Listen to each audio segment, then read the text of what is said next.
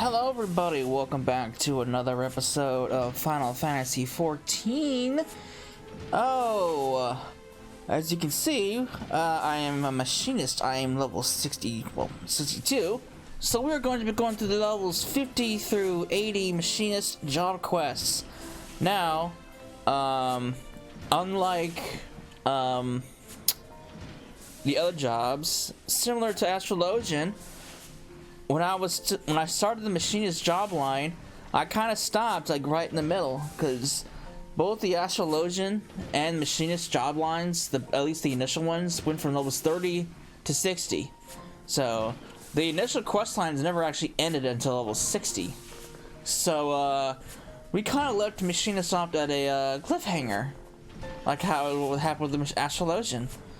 So yeah, we're gonna remedy that right now and by finishing it off. So, Steph, I know I've kept you waiting quite some time, so I'm ready to proceed forward. With our tourney victory, we have indelibly etched the machinist's presence in the minds of the Holy See. And now that my father has relinquished the ruling of the manufacturer to me, it would seem our fortunes have at last taken a turn for the better.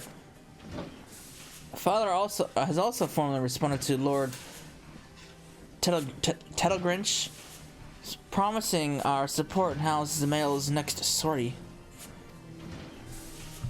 I'm not yet privy to the details of the operation, but I imagine the role of I'm going to call it Tidal.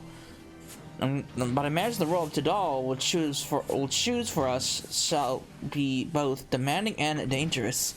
In his attempt to humiliate the machinist, however, he will only provide us with another stage on which to prove our worth.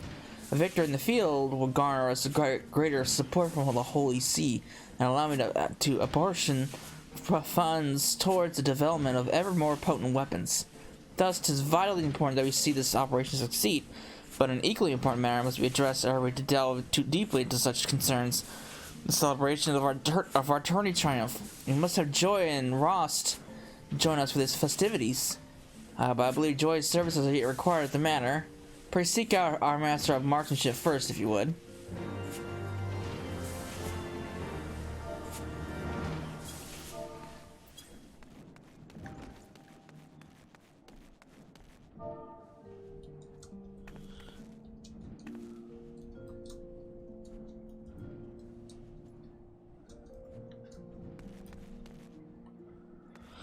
Alright, guy.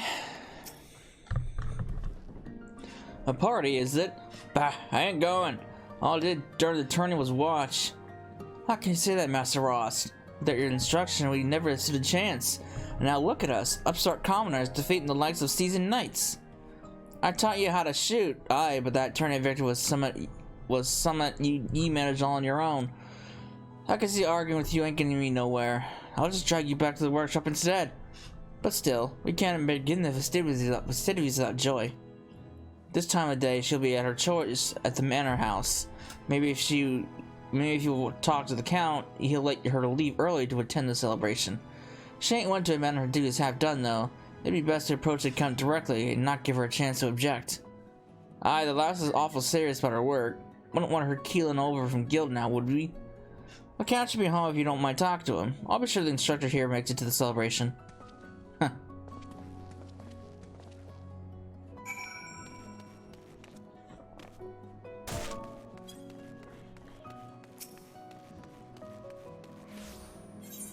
Alright,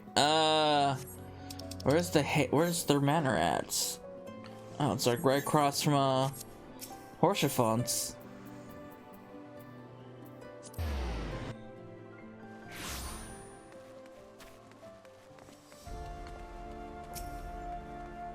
Hello, guy. There is a celebration, is there? Naturally, you have come to fetch Joy. Pray return to the manufactory. I shall be along forthwith to explain why she shan't be attending. Uh-oh. What's going on? What do you do?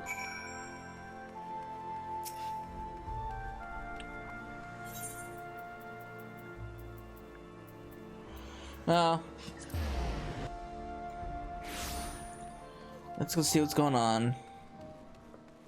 I mean, she did seem kind of There did seem something that was bothering her before. I remember that.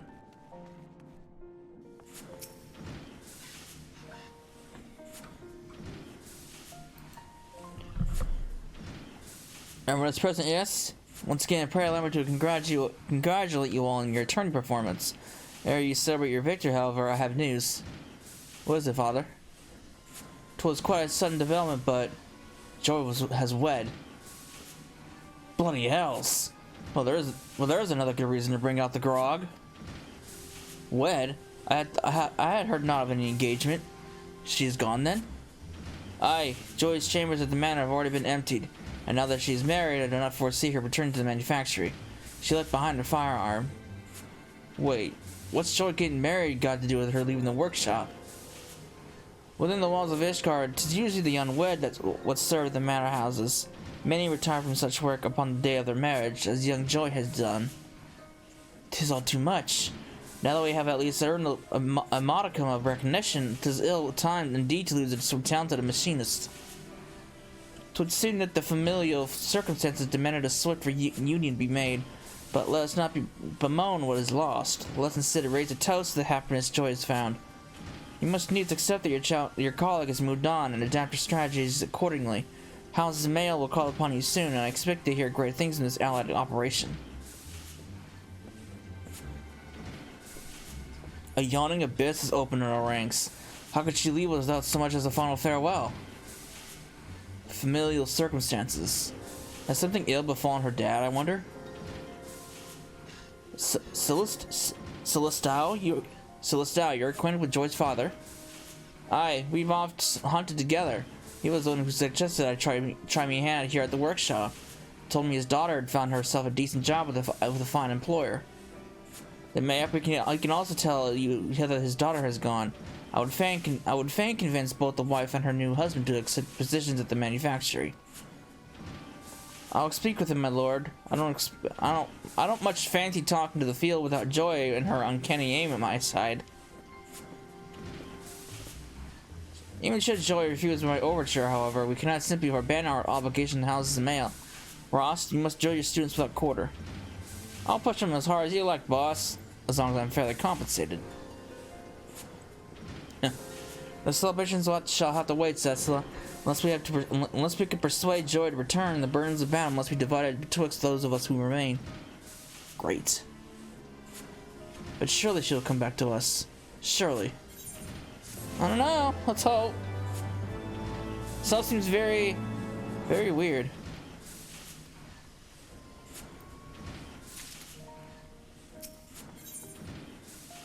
I guess I could take this off. Ah, there you are, Cecila. Twould seem 'tis only that not only Joy, but her father as well has vanished from the city. Celestao is out asking questions, but there are a few answers to be had. Rather than sit here on our hands whilst we wait for a revelation, however, I would prefer we begin operations for an engagement alongside houses of mail. The Zamails have been struggling to restore the township of Falcon's Nest. An enterprise has been interrupted time and again by marauding Dravanians. Signs and a steady trickle of scouting reports suggest that the drags are amassing a significant assault on the settlement. The fortifications are not yet complete, and 'twill be the aim of the Allied operation to defend these half-finished structures from the ravages of the Horde. I expect House Halienard shall be positioned on the front lines of this conflict. Should we fight well, the dragons will be routed. Should we fight poorly, our reputation will suffer. From Lord Tidal's perspective, either result is a victory. For the future machinistry, however, we cannot afford to fail. Thus have I focused my energies towards designing an attachment that will provide our chances of success. Now, the problem, which I was hoping you might help me solve, is the acquisition of suitable components. The swiftest way to create new technology is by repurposing the old. To that end, I would have you infiltrate Castrum Century and salvage a goodly number of war machina parts. The Guardians there may take a dim view of your efforts to liberate the supplies. Where's Castrum Century at? Mordona. Alright. I mean, they'll get used to it. Right? Well, they better. Because I'm about to come knocking on their doors. Well, more like flying over the doors.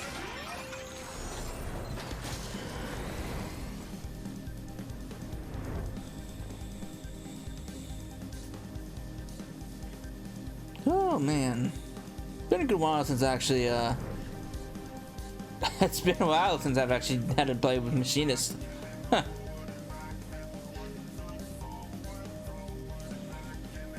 Oh boy. Good thing though is there's only 2 more jobs I have to carry through Palace of the Dead with though, so that's good. The struggle is half over. Cause I hate Palace of the Dead. And it's a downright chore to go through it. And Heaven on High is starting to become that same chore too, despite the fact that I can make a profit out of it if my RNG is on point, which it typically is not.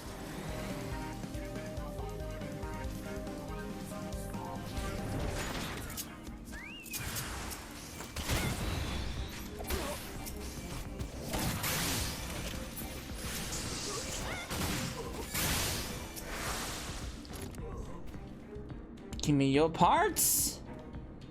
I'm reading your supplies. You guys suck at defending.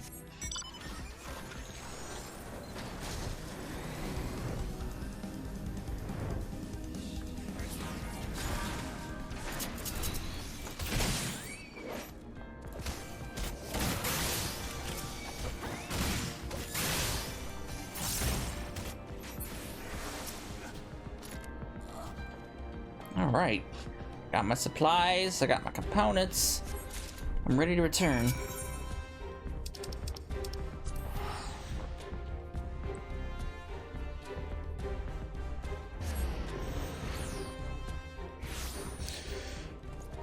Who knows? When it comes to Palace of the Dead and Heaven on High, I do at some point want to do a full clear party from floors 1 to 200 for Palace of the Dead, and then floors 1 to 100 for Heaven on High. Palace of the Dead in particular, because I never actually fully cleared Palace of the Dead. I fully cleared Heaven on High before, but not Palace of the Dead. Actually, floor 100 is the highest I've ever gone with Palace of the Dead, because I kind of gave up on that on my main. So, yeah. With Joy gone from the workshop, I have no one else to whom I can entrust those duties. There's no simple task, I know, but I must have these components. Here you go. Splendid. These parts will do much to speed construction of my invention. Now, if only Joy will return to us. Despite Celestial's most earnest efforts, however, it would appear that his contacts in the Brum have elected to spurn his inquiries. I sense an unseen hand, and a sizable purse behind the sudden rash of reticence. Mayhap if he were to seek out the old hunter's disappearance instead, then the Brum's inhabitants would be more forthcoming. Well, it's worth a try. Maybe I can get some details out.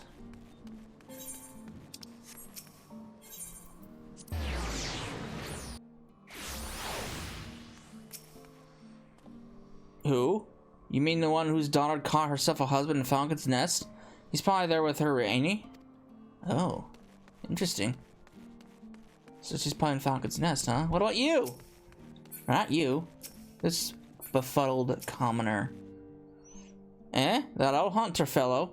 I thought he'd left to start a new job someplace else. He was always cursing how his old wounds kept him from practicing his trade, but I suppose he found himself something new. Okay, that doesn't really tell me a whole much. Alright, what else is around here? You! Mr. Commoner. What about Udi have to say? Oh, aye, that creaky old hunter. I hear he got himself paying work and saw his new little girl get married on the same day. The husband's said to be the brother of some famous carpenter, and that he don't even have need a job to get by. Oh, that's great. Rich family? It's the only reason I could think of. If you're rich, you don't need a job, right? No.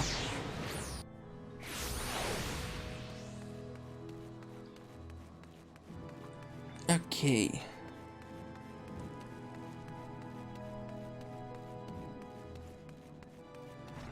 Hello, sir. I got some information. Not you! Were you able to wring out any information from the Brum? I have. A new job for him and a new husband for his daughter in Falcon's Nest. They've been taking on a good number of laborers and such to help the town's restoration. Even a half-crippled old hunter might find some kind of work for himself there. Yes, my prospectometer points unerringly to the west. We shall head to the Falcon's Nest and seek out Joy and her father. Alright. Well, at least we tracked her down.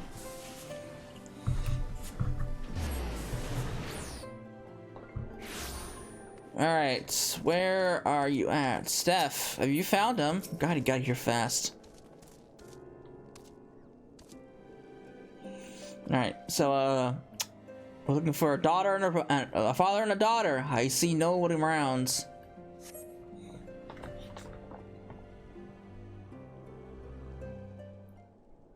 Any sign of her? No, not really. Aha, there she is! His lordship? What is he doing here? Joy, please! I ask only that you listen a moment. Will you and your husband not consider working for me in the manufactory? I can't do that, me lordship.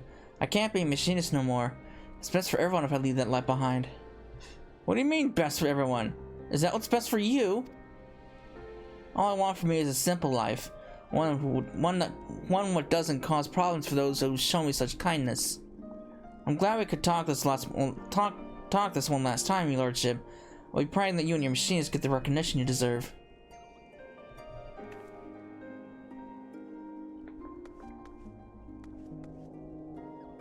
I always thought Joy was happiest when she had the stock of her flintlock in her hand.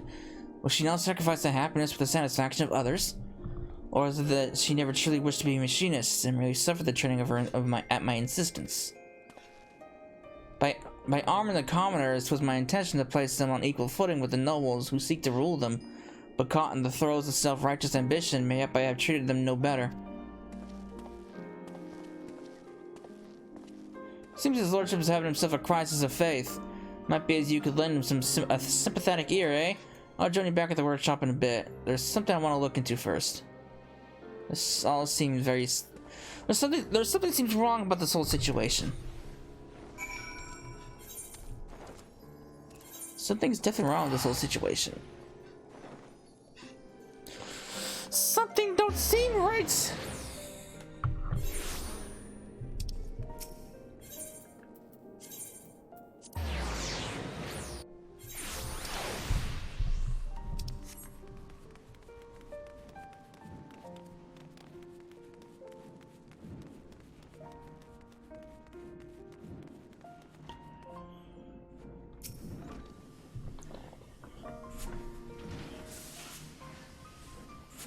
I run my prospectometer through all possible permutations, but the result is always the same. We focus on preparations for the island operation. So we just give up on bringing Joy back?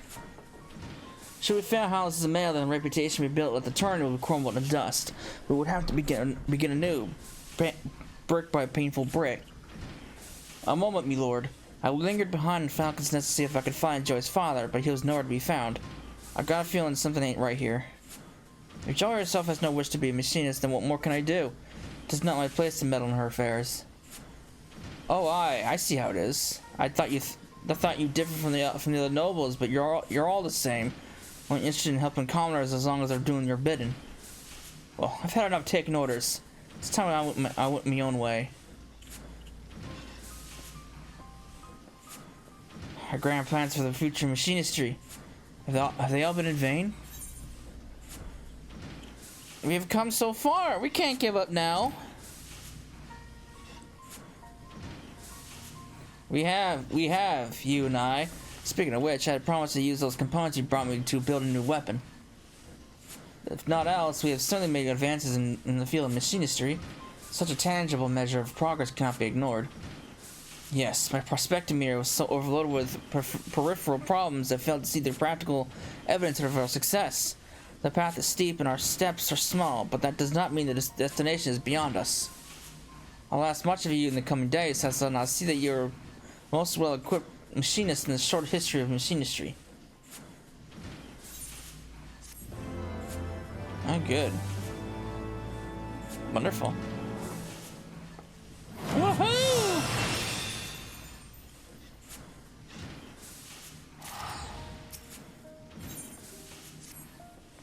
I hope your firearm is loaded and ready, Cecil. We've received our deployment orders from houses and mail. Several groups of Dravonians are converging on Falcon's Nest. We have been tasked with eliminating the fiends gathered upon the Black Iron Bridge. Knowing Tadal, and I unfortunately do, I will not put it past him to lure more foes into the narrow structure to simply overtax us. And we must needs overcome this assault without Joy's help, or Celestius for that matter. He has yet to Celestials. Can I say I keep saying stew instead of stow. For that matter, he has yet to return since he stormed out the door. I will assemble our remaining machinists and lead them to Falcon's Nest. Fire, join us there as soon as you may. Okay. Roger that, sir.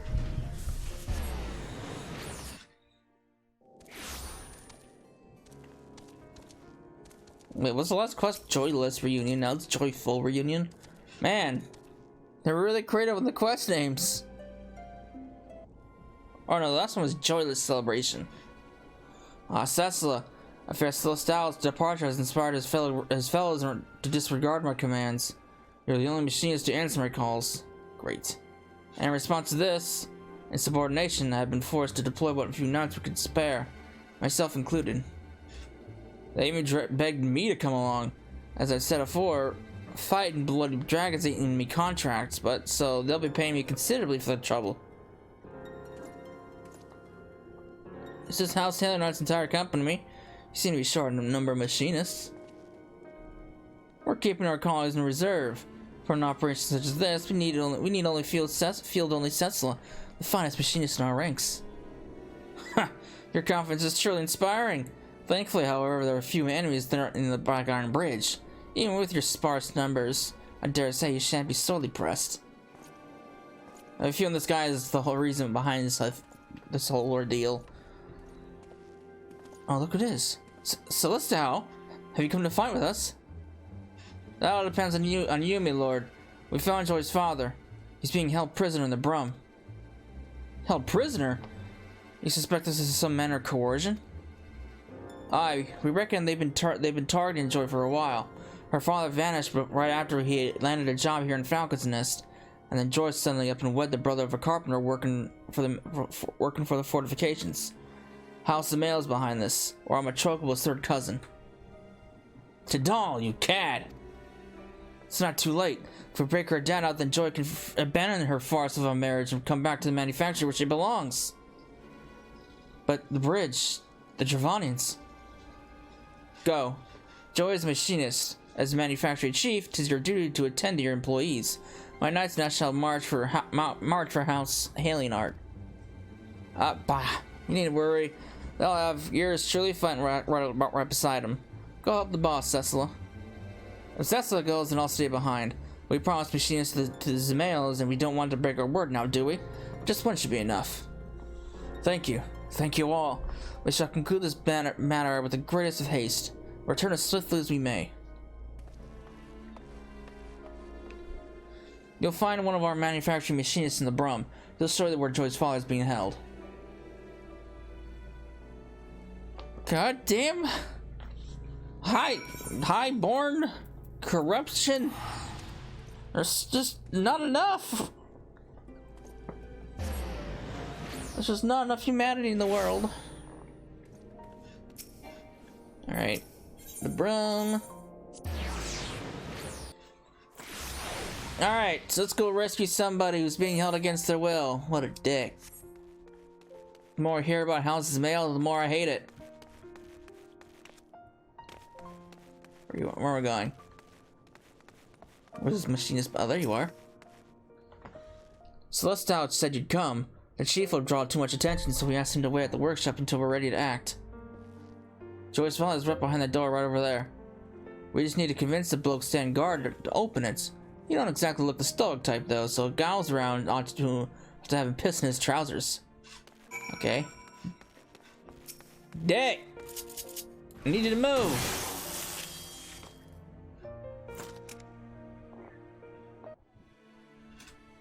Ow, what in the... You shot me. I need you to get out of my way. Please, I ain't done nothing wrong. Some fancy fop dropped a pouch in me lap and told me to guard the door. I swear, that's all I know. And how much did he pay you?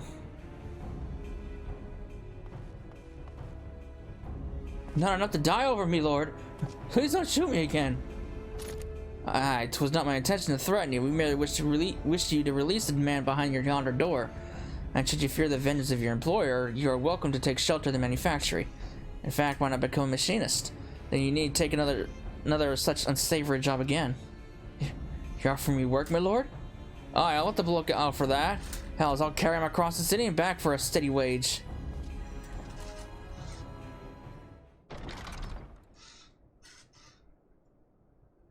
Lord Steph, my humble thanks.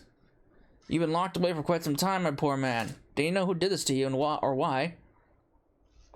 I've not the faintest idea, my lord. I was hired by Lord House's mail to work on their walls, and when I went to join the crew heading out for Falcon's Nest, some bastard, begging your pardon, me lord, slipped a sack over me head and carted me away. I'm just a broken old hunter. I ain't got money for ransom, nor does me family. Got to thinking that maybe they nabbed the wrong bloke. Then you weren't aware that Job was wed, or that she resigned from her position at both the manor and the manufactory? She got married and quit? Why'd she do such a foolish thing like that? I've never seen her happier than when she's slinging around one of them flintlocks. Ah, so that's why they took me. They're blackmailing me, little Joy. Ain't no way she just up and married some bloke who wouldn't let her stay at the workshop. Then she was a machinist by her own choice. I'm full glad to hear that. 'Tis time we liberated your daughter from her false union. Once she sees you are safe, I do not envy the man who pretends there's the role of her husband. I knew you'd set things right, my lord. You take care of Joy, and I'll tell the rest of the machinists that they can come back to work. All right then, lad, you come with me. All right, we also got a new machinist in our ranks. I'll speak with Joy and unravel this nonsense. You, however, must make haste to the Black Iron Bridge and lend your barrow to the battle. Alright. Time to clear the clouds of deception.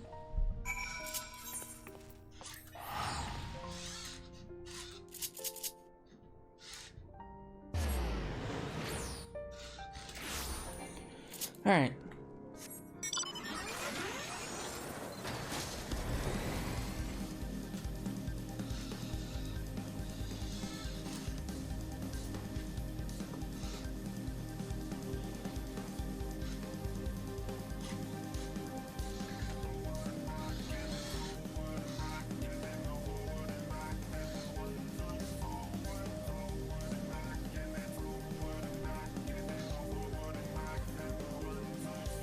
Alright.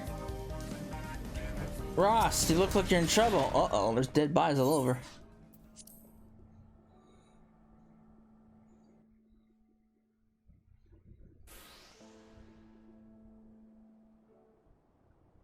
About time you got back.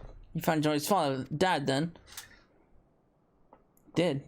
Good, now it's up to the boss to bring her back. The fight's been fierce. Master Ross was injured when he gallantly intercepted a swipe meant to remove my head. Bah, that's a noble way of saying. I tripped over its bloody tail and stumbled into the blow.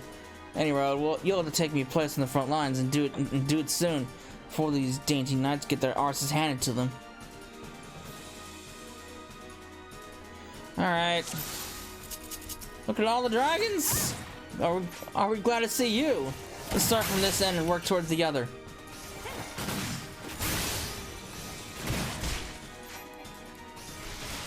What are you gonna do? You're just standing there doing nothing.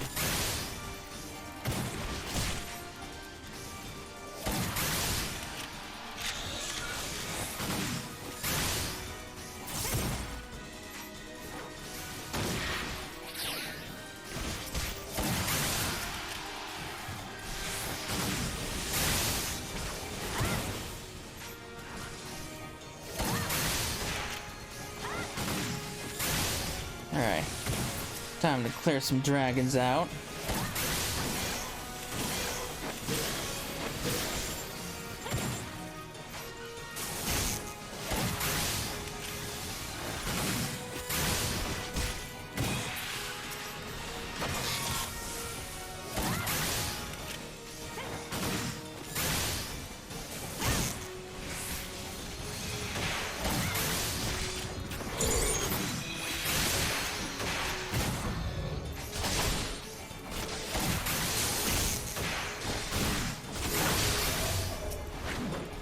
on, buddy.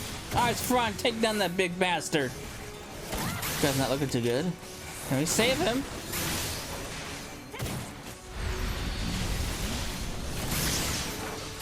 Keep firing!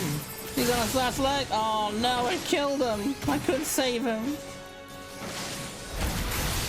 I'm sorry, buddy.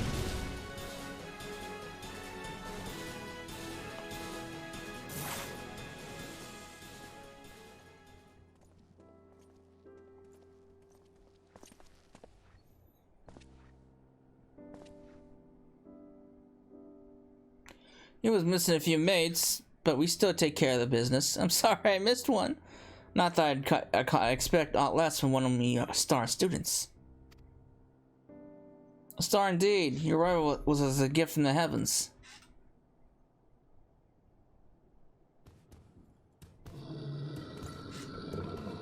Uh-oh. Load, aim, fire! Trying to come up behind me. Who do you think you are?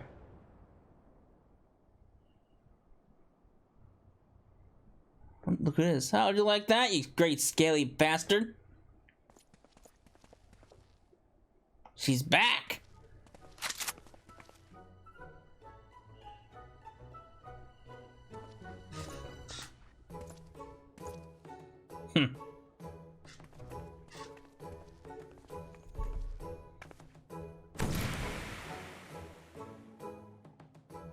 I'm afraid I've caused a great deal of trouble for you all.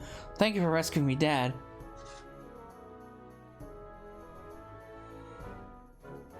There was no trouble at all for such a fine employee. As you are now wed, I understand you may not wish to resume your duties at the manor. But can you consider my son's offer that you and your husband come to work at the manufactory?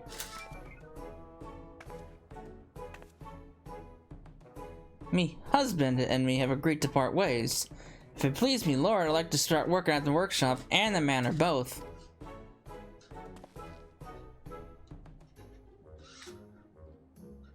Joy, my dear, you're most welcome, of course. Neither the manor nor the manufactory have been the same without you. Alright, the family's back together!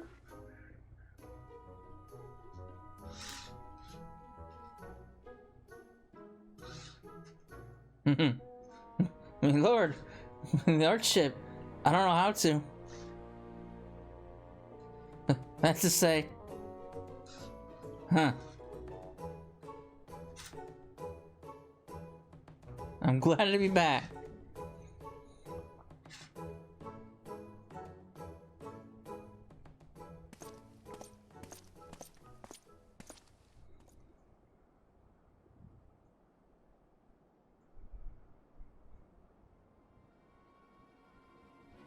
Look at this man.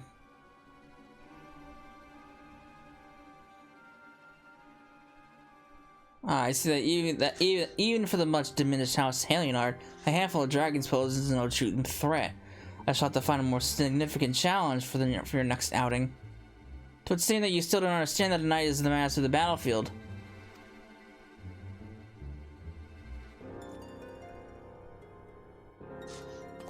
That was far more than a handful of dragons did all. Do you think us blind? We know who is working against the manufactory. We know whose underhanded villainy forced Jordan into wedlock. What are you implying? You speak as if I recall the names of your low-born servants, or even the slightest interest in their common unions. Now, if you excuse me, my lords. Oh, you do. And I can't wait to swipe the smirk off your face!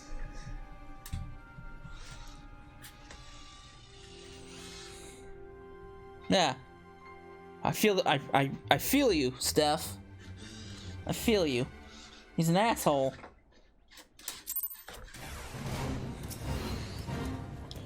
Damn that man and his arrogance. My prospectometer and I shall remain vigilant, and then we make defeat to Dahl's Turk at every turn. The accolades for this triumph, however, must go to you, Tesla. The bridge is clear, and joy is returned to us. I was afraid I'd seen the last of the manufactory.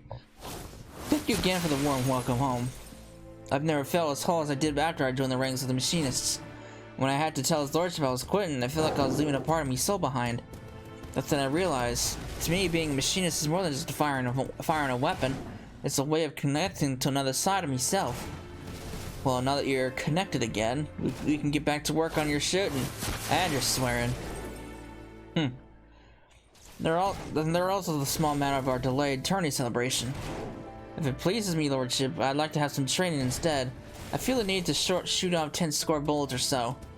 Ah, of course. We all celebrate in our own way. Fire at will, my dear. I, for one, am eager for a stiff drink back at the manufactory. Okay.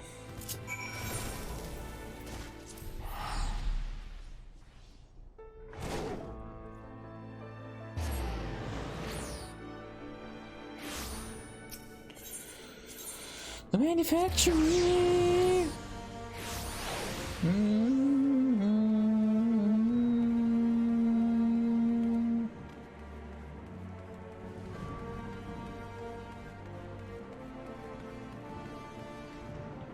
Hello, Steph. Once you have proven your worth to the Machinist and to House Halinar, oh wait, no, I read that wrong. Once more, you've proven your worth to the Machinist and to House Halinar. As for Lord Tadal, I had my suspicions, but now it seems abundantly clear that he has been behind every mishap and misfortune to befall the manufactory. Despite his knavery, however, our successes in the field will not have escaped the notice of the Holy See. And as our reputation grows, so too Tadal's error. We had best be on our guard. Oh, did you hear? During his skirmish with the dragons, Ross developed a new technique. He was adamant that I pass on the particulars to you. Ugh. New techniques? What am I gonna learn? Heated split shots. Nice. I'll take it. Thank you, sir.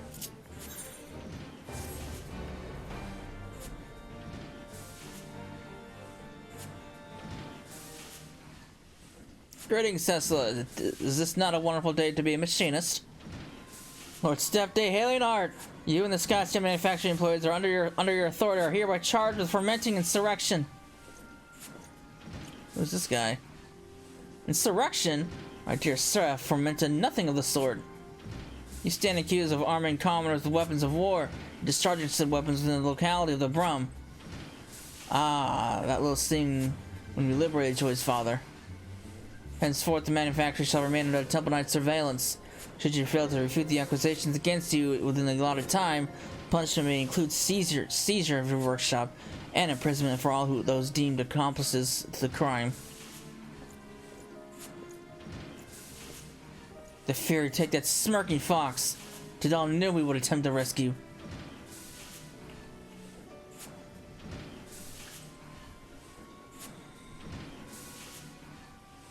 Once you set their sights on Summit, the Temple Knights is like a bandersnatch with a bone. You best say farewell to your workshop. They'll not take my word, manufactory. I'll think of something. You better, because we're all in trouble. Especially me, because I fired the first shot. It is difficult to prove the truth of something one has not done. Mayhap the wiser course would be to provide evidence of Tadal's wrongdoing. He's a clever bastard, though, that one. You might try. But I best not overstep me bounds. My contract's almost done in any case, and I'll be moving on no matter what happens at the workshop. Our instructor, you sure don't like to get involved? As for me, I'll see if I can find any strings connecting houses and mail to their crimes. The Forgotten Knight should be a good place to start. I don't know what I'd do without the workshop. I'll see if I can get some folks talking. And that leaves you and me, Cecil. I believe I shall remain here in the manufactory to occupy the gaze of the Temple Knights, while as you aid Celeste down his inquiries. Alright, fine.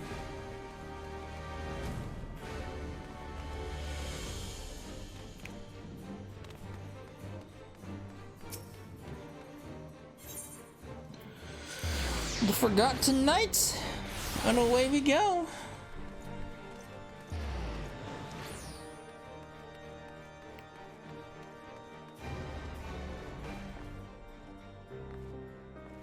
Any luck, guy?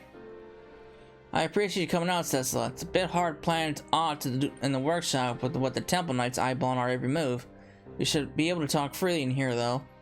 Do you recall that bloke who was standing guard over Joey's father, Dad? Aye. Fredo was his name. He took the marksmanship with a passion and hadn't missed a single day of training. Not until today. I got suspicious, of course, and decided to pay a visit to his home. Right away, you could see the door had been kicked in, so I went inside and had me a proper look. That's when I found a rugged feather just lying there on the floor, amidst the bits of broken furniture. If I wanted to keep me hands clean, then maybe I could hire me some thugs from out of town to do for poor Fredo. Thugs might otherwise make a living poaching wild chocobos. I suggest you talk to Lord Steph and take a trip to Tailfeather. I'll keep poking around here in the city to see what else crawls out of the stonework. Well, that's a lead.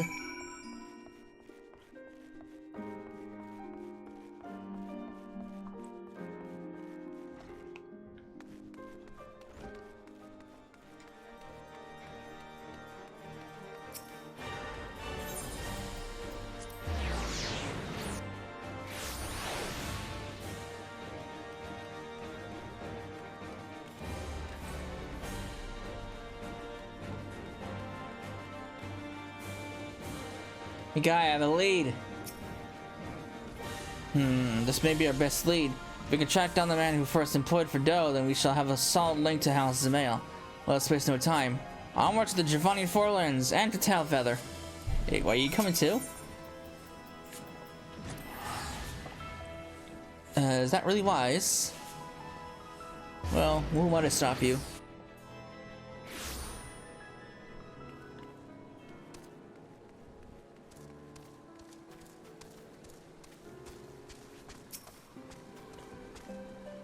Good news, Cecil. I spoke with some few of these hunter fellows, and they told me of a trio of ruffians that passed through here dragging a man matching Fredo's description. We shall scour the forest to the south. If you look to the north, do not wait for us. Should you find these ruffians, then pray confront them ere Fredo comes to further harm.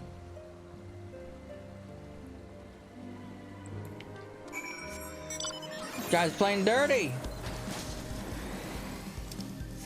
I mean, I get the process behind it. Remove your weakest links. Not weakest links, but you know what I mean. Hey, asshole. No witnesses. Cut this one's throat as well.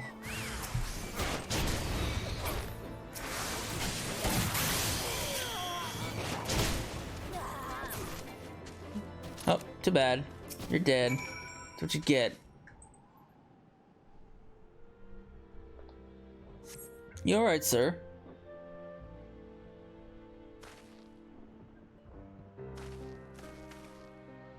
My thanks. I did not expect to see another dawn. Fredo, not leaking blood, are you? Splendid. You gave us quite a scare. Forgive me, my lord. These men, he dragged me from my home. Said they hurt me if I'd swear false witness to the Temple Knights. You were forced to substantiate their accusations, and you merely need to withdraw your testimony to strengthen our position. It would be a boon if we were also able to provide some manner of physical evidence.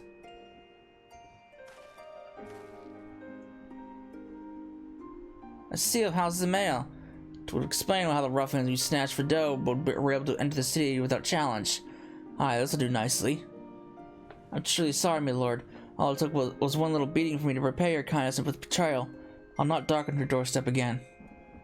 What nonsense! You hardly had a choice in the matter. Continue your training at the manufactory, however, and you'll become more than a match for thugs such as these. Even without a noble wealth or prestige, a common man can earn himself independence. You'll see that a machinist's firearm is more than just shooting dragons. It can help you set you free. His lordship's vision will change Ishkar for the better. Come with us, Fredo. Become the spear and the shield that our city needs. I'd like that. I'd like to feel like something worth something. Well, we all make mistakes, my dear fellow. The trick is to learn from them and rise stronger from every defeat.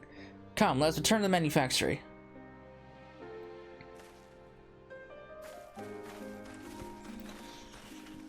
Can't wait to see this guy's face!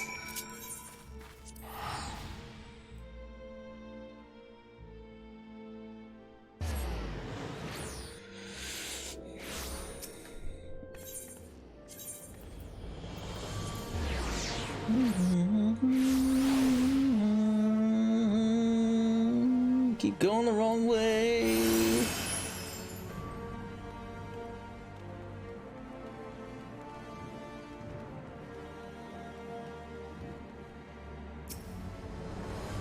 The tables returned, my friend.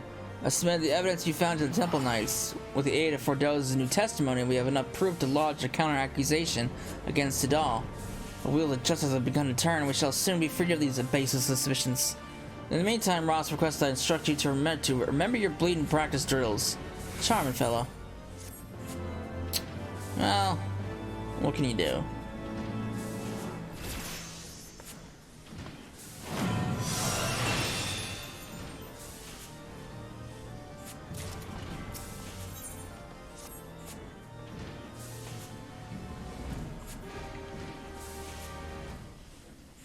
Cecil, I trust you're training fair as well. I have heard on the fate of the manufacturer and would welcome fair news from any quarter. Bad news, my lordship. We talked to a clerk who works at the congregation. He says the accusation against the workshop hasn't been lifted yet. What's worse, it seems they ain't inclined to pursue your case against Tidal neither. I don't understand. When I presented my evidence in the Temple Knights, the officer in charge seemed convinced of our innocence.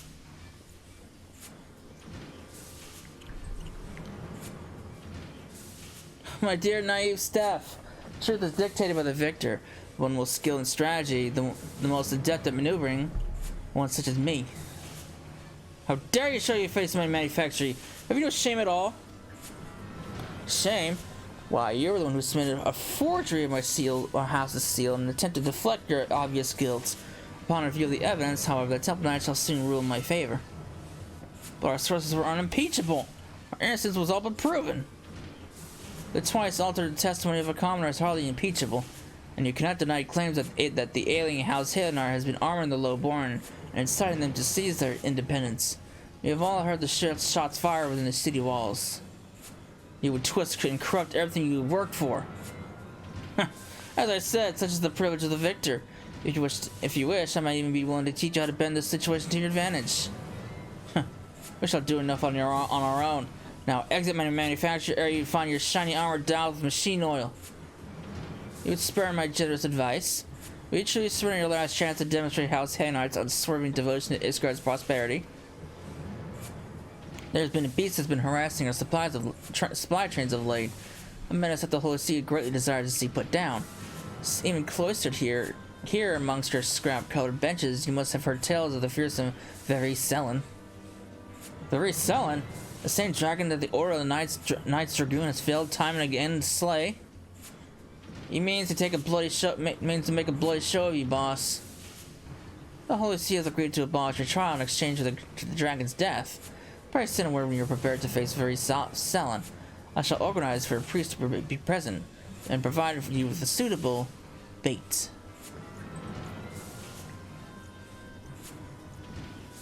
Your lordship, what do we do? Bah, I'll just confess it was me who was firing me weapon. You shouldn't have to be any trouble laying the blame on a drunken outsider, especially one that's known for his vicious crimes. That ought to get you off the insurrection charges at least. No, you cannot do such a thing. I've lived half my life in the ship's cabin, and the prison cell ain't much smaller. You can pay me for the time in the brig after they let me out.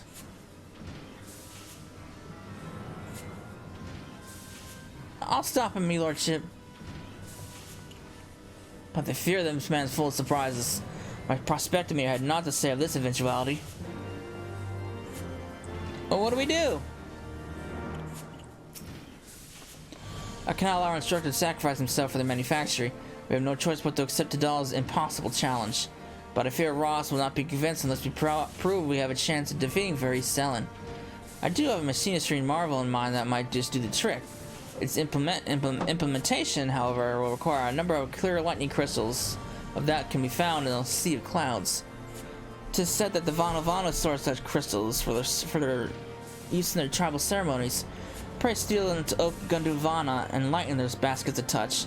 Surely they won't miss a handful or two. Huh. Alright. Like they hate me enough as it is.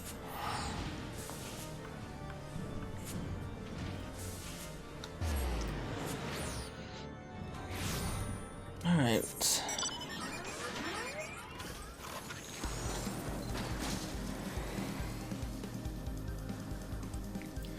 Gotta go up and up and up.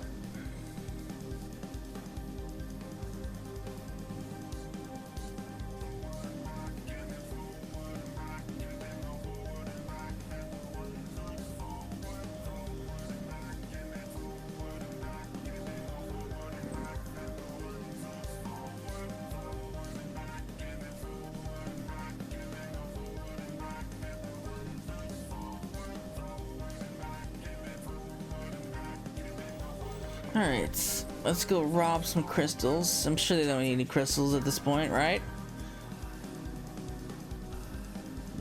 What do they have to celebrate? They lost the giant whale. They lost against the Gundu.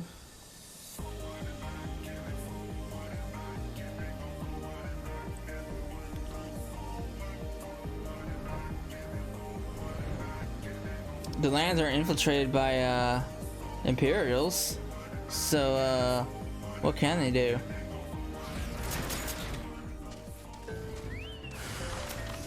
I'll lighten your loads. You don't need these, right? Of course you don't.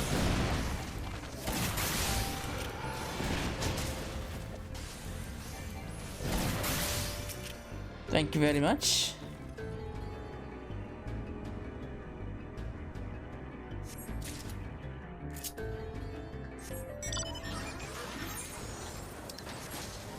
What's my companion for XP?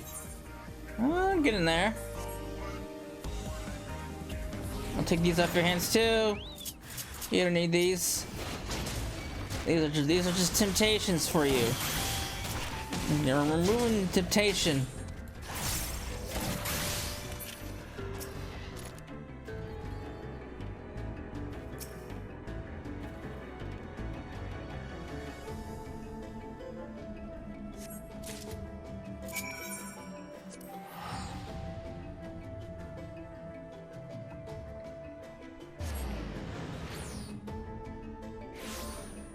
Alright.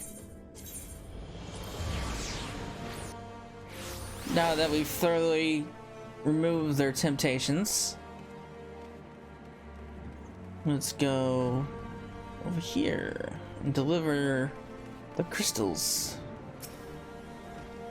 For the okay, I already have them. Yes, these are wonderful specimens. These crystals shall allow me to broaden the capabilities of your ethereal transformer via a more efficient process of energy conversion.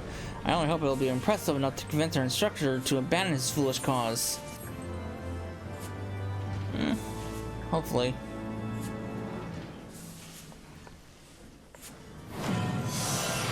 You know, the one thing I wish about Machinist is I wish the thing on your waist changes as you get new weapons too. That's what I kind of wish, but maybe one day they'll implement it. One of our machinists has just returned to report on the situation with Rost. It would seem that Joy and some fellow colleagues caught up to him in the pillars. Probably make your way to the scene and persuade the instructor to stand down. The pillars? Okay. Where's he at? It looks like the church.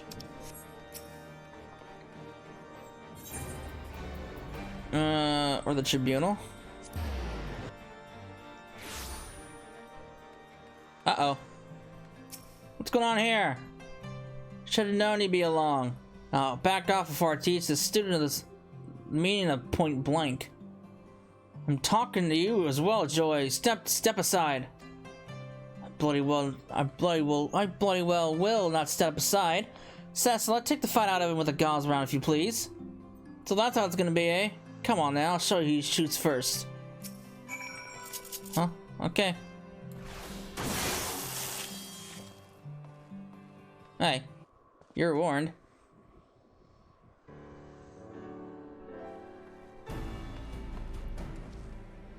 Bloody hell, that was fast. Your students ever strive to impress you, Rost. It's just thanks to Cecil's diligence that I was able to once more improve the tools of our trade. Even very Cellin cannot stand against the advances we have made in both technique and technology. You must have faith that our machines will prevail. No, I appreciate your eagerness to occupy a cell on my behalf.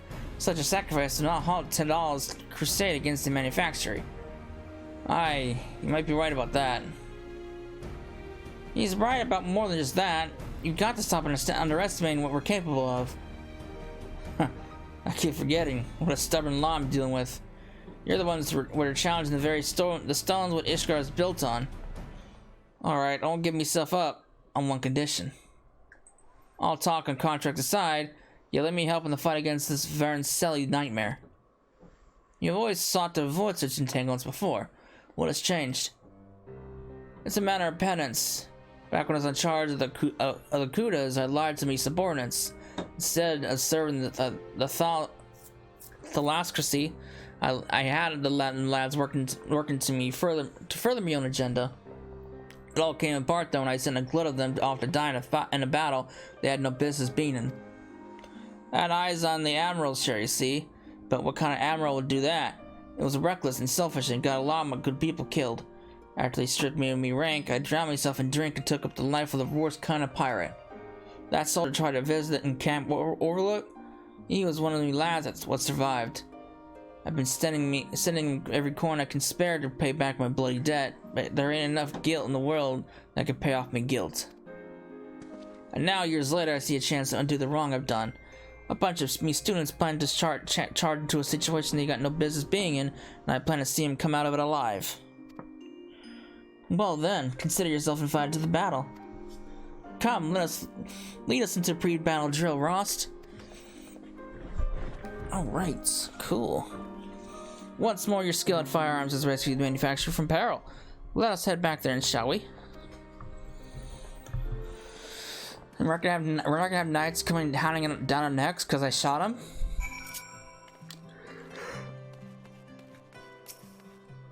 Alright.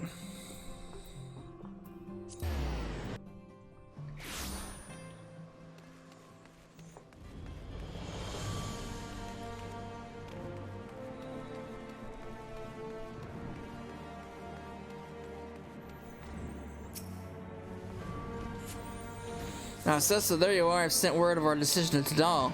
Even with the instructors' added firepower, however, I feel this challenge will test us to our very limits. Ross has vowed to stay with us, regardless of the term of his contract, until the sins of his past have been washed away in very Sellen's blood. Let us then take advantage of every moment we have from now until the battle to hone our skills to our razor's edge. I am ready to go. A day has come. A day has been chosen for our trial against very Sellen. More than any of that have come before, this battle shall be pivotal in deciding the future of the manufactory and machinistry both. Thus, ere we march forth and meet our fate, I would hold a celebration to honor all we had accomplished. As has become customary, however, the principal players are nowhere to be found. Pray head out to the city and seek out Joy, Ross, and Celestau. And my father. Really? I go all over the damn place looking for these guys. Oh my god.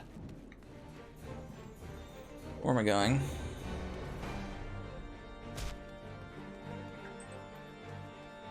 Oh, there's the dad. I'm invited to the manufactory. Well, times have changed. Though I appreciate the gesture, I do not have a place at that table. I vowed to leave scholastic matters to Steph alone, so I shall. Tell my son that I shall pray for victory and the prosperous future that will grow from his success. Well, we tried. Ain't that unfortunate?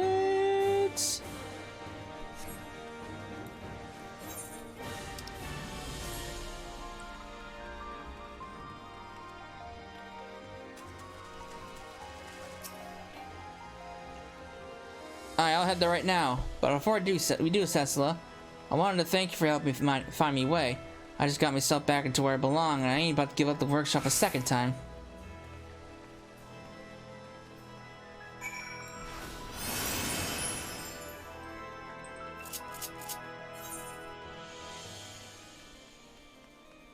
Alright. I'm sure Ross is by the Forgotten Knights, so Stal is probably somewhere around here. There he is.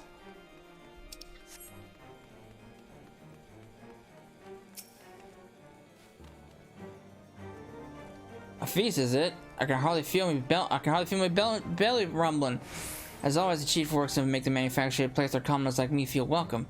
He's done his best for us, and I mean to do me best for him, even if it's fighting that monster of a dragon. Well,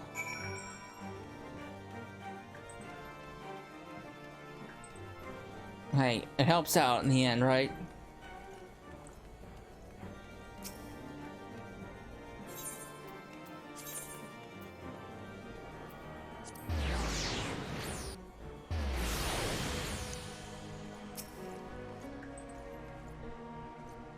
What? Another bleeding celebration? Well, I guess we never did get to have that first one. Ah, Cecilla. I knew the first time I met you, you'd be demon with a carbine. And bugger me if I weren't right. Now look at us, ready to stand side by side against one of the biggest bloody dragons to ever raid a supply train. I'll get everyone through this though, don't you worry. Alright, buddy, I'm counting on you. Our lives depend on you.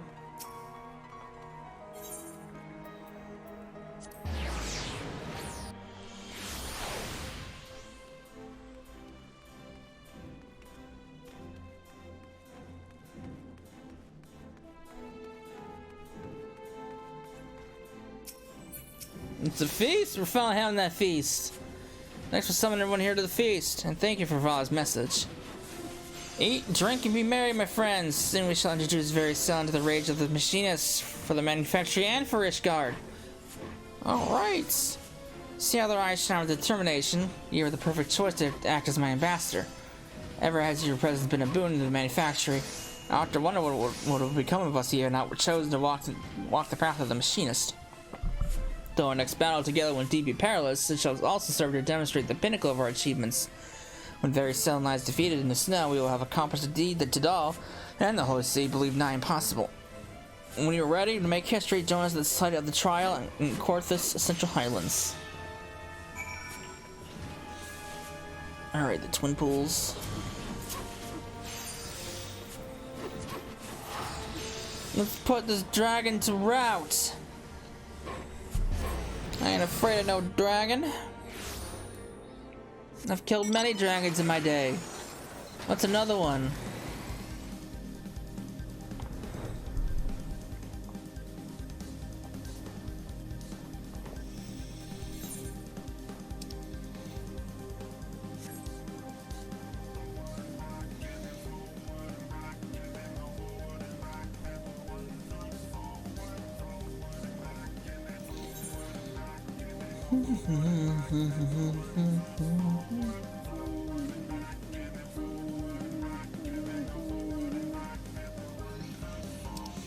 All right.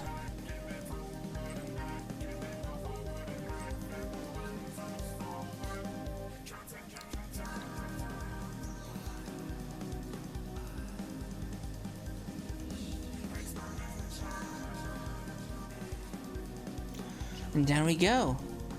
We're ready to take on the fights. Ready to wipe that smirk off that guy's face. I can't stand Tidal. I just want to shoot him between the eyes. Maybe I'll let him get roasted by the dragon first.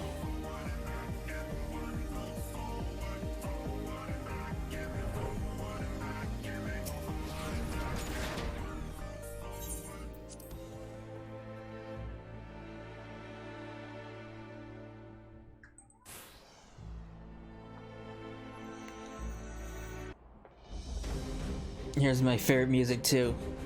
Lord Tidal, my machinists are assembled. We now but await the arrival of the dreaded Very Selene. Excellent! I am accompanied by the priests of the Holy See. We shall ensure that the trial proceeds in accordance with the Ishgardian law. A wagon has also been provided to attempt the towns of your quarry. The observatory have been tracking the creature's movements. According to their calculations, Very Selene and his entourage should fly over this pass within the hour. Should the machinists of the Sky Steel Manufactory satisfy the conditions of this trial by combat, either through victory or valorous death, then shall your innocence be proven, your honor redeemed. Should you choose to flee, however, I trust I need not elaborate further.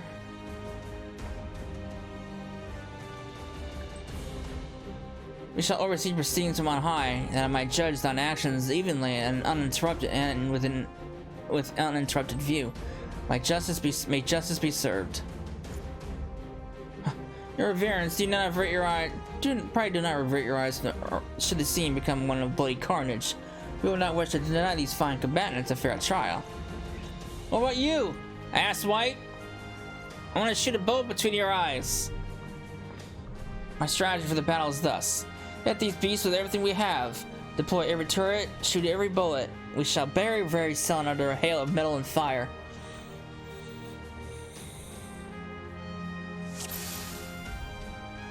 For the manufacturer and for Ishgard! I wonder who will scream the loudest.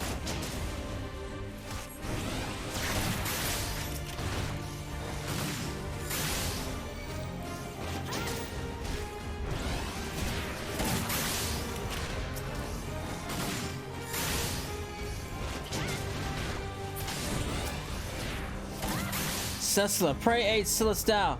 His position is overrun. There's just too many of them. We're gonna need help over here. Larry's son commands an impressive number of minions.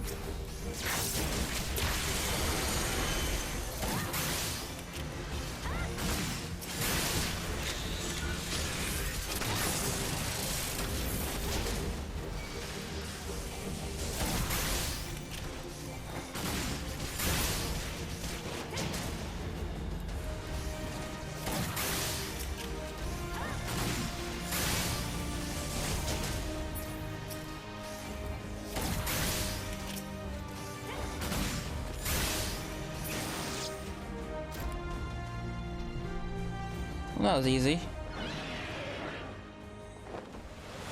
Woo! Bloody hell, that's massive. And that's the thing we gotta kill? As manufacturer chief, I have but one order for you all. Survive the battle.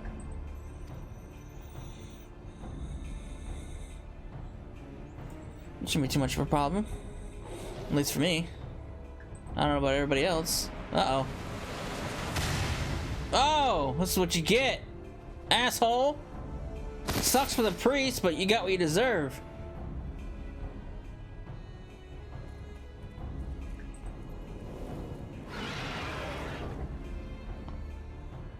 Machinist, protect the fallen.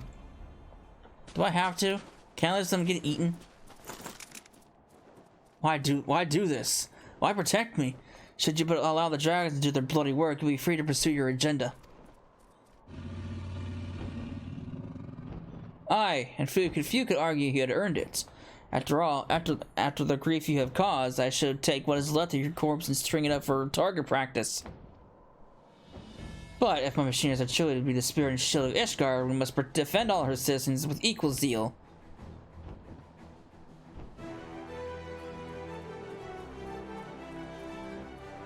I feel that excessive association with commoners has softened your brain. The oath you've sworn, however, is indeed a knightly one. If you're done yapping, Lord Tadal, we're a bit bloody busy here. Wag that tongue again, it'll be the first thing I put a bullet through. You best heed your warning, old fellow. Oh, Joy is not one to give voice to idle threats. Is he holding a wrench? Sir? Until this day, I have but observed your battles from afar. What a perfect opportunity to evaluate your skills from a more intimate perspective. You had a wrench. You're fighting dragons with a wench. Wench? Oh my god. A wrench. Oh my god. Who are you? This is not Dark Cloud 2.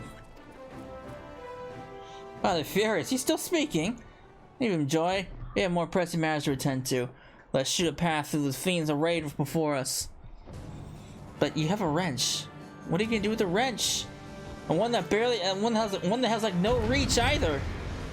Sir, you're very ill prepared for this fight. Where's your gun? He's sir. I'll see the noble lord ain't killed. This is not quite the scene I have envisioned.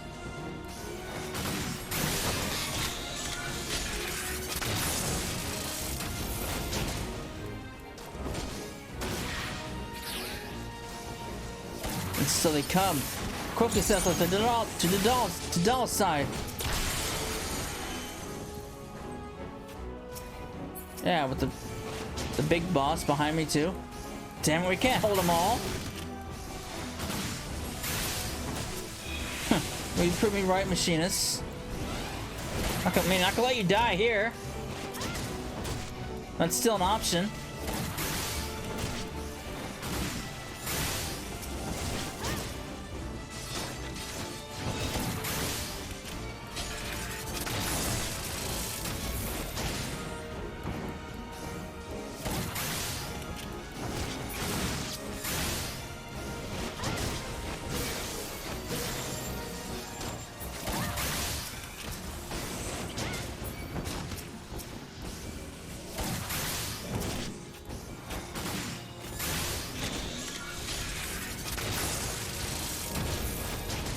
Where assess our foes become desperate. Dragoons have a hard time killing this guy? No, I was expecting something far worse.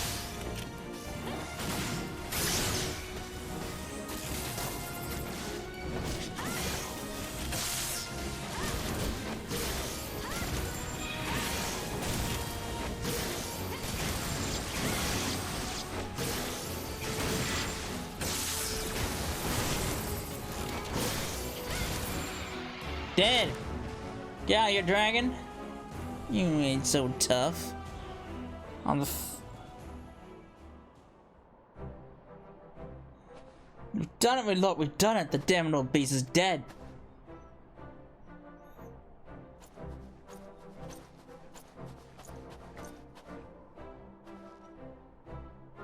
I thank you for saving my life.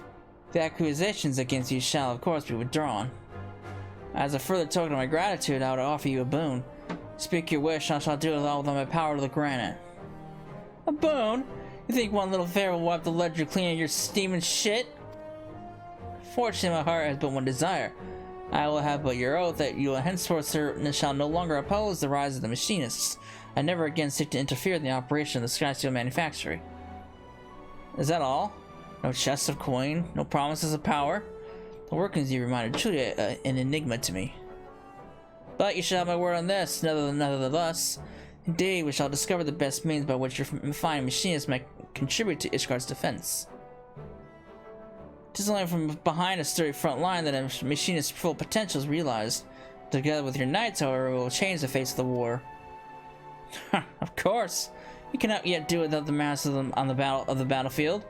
We strike fear into the hearts of our enemies and ensure continued prosperity for the Holy See. Very well, Lord Steph. I still don't like this guy at all. This guy's still an asshole. Well, that's that then. Thanks for letting me join you on this, boss. I think I'm ready to move on now. Joy, your aim's as sharp as your RP tongue. Good work, lass. I nominate you to take over as master of the marksmanship. Sounds like you're too bleeding quiet, but you're... It's kind of true, because we don't talk. You're too bleeding quiet, but your weapon speaks loud enough. I suppose. Keep firing like you do, and I reckon new students will flock to the workshop and follow in your footsteps. Are you truly leaving us?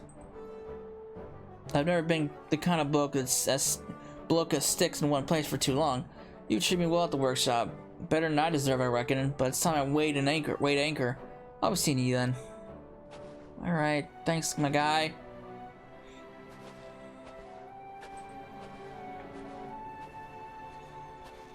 Should your trials bring you back to Ishgard, know you always have a place at manufacturing, my friend.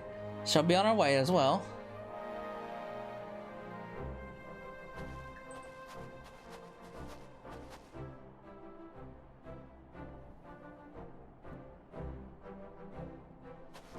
It's a happy ending.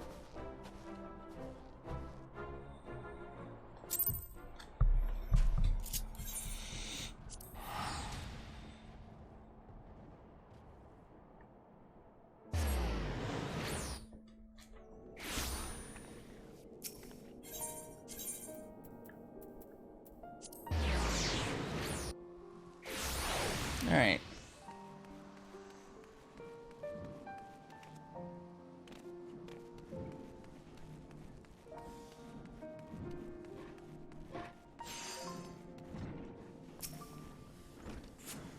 What an extraordinary turn of events. With these troubles behind us, however, I feel the age of machinistry has finally arrived. And you, Cecil, have all but outgrown the manufactory. With Ross' departure, there are none who might compete with your skill at firearms. Pray take the lessons you have learned to make known of the machinist trade in every corner of Eorzea. You are, of course, welcome to return to us whenever you desire. We shall be here, ever serving Ishgard as our deadliest spear and sturdiest shield.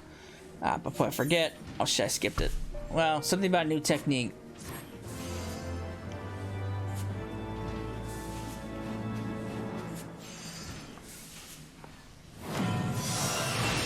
Nice.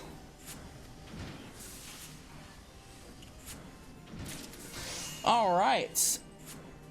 And that's the levels 50 through 80 job quests. So, I'll be back when I'm level 70 so we can do the next batch of story quests.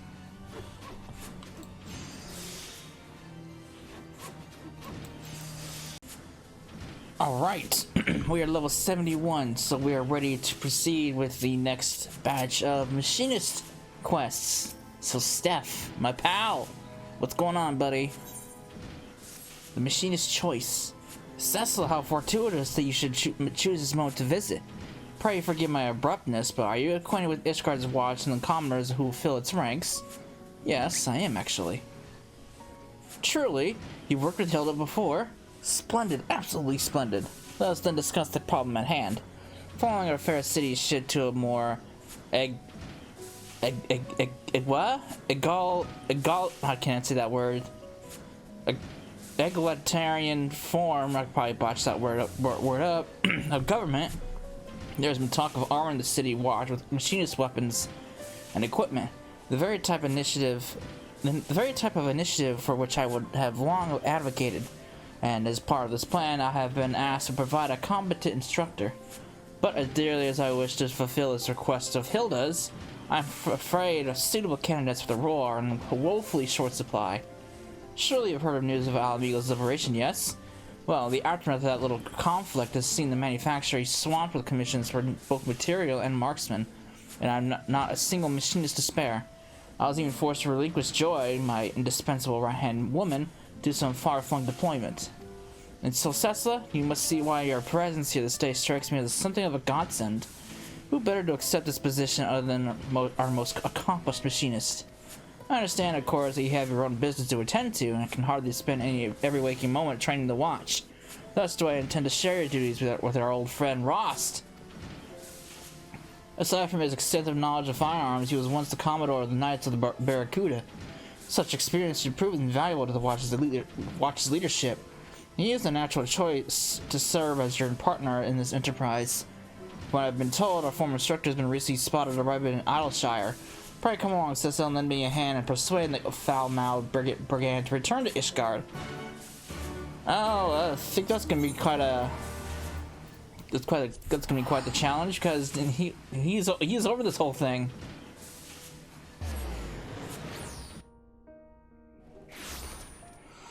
Alright. Any sign of him? Have you seen this place, Cecil? My prospectometer is simply overloaded with such potential. Why, the goblin technology amassed in the main square alone could keep me tinkering for days. Not that we'll be here nearly that long. Ross is a striking fellow. Someone is bound to have noticed him. Shall I ask around? Why do I feel he's gonna make a lot of side trips here in his free time? Have you seen a Rogadine? Can I interest you in a guided tour of... Oh, just a question. I've seen such a man. He was just walking down the street, as a matter of fact. Alright. Looks like I'm on the right track. What about you? Louise. Ah, big lad with an eye patch, yes? I mark this passage as I would that any dangerous beast. Stay on your path and you'll find him like as not. Alright. What about you, Midnight Dew? Have you seen a Rogadine with the eye patch? I've seen your man. Headed into the hard place. He was all swarthy and mysterious like. Had a half a mind to follow him in there. Where? The hard place? No, in here. Oh. Hey, guy. What's up?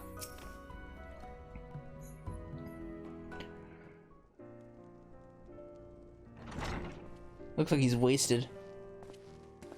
I see you kept one step ahead of me, Cecila. At least this time around, our dear instructor was not so damnably difficult to locate, eh?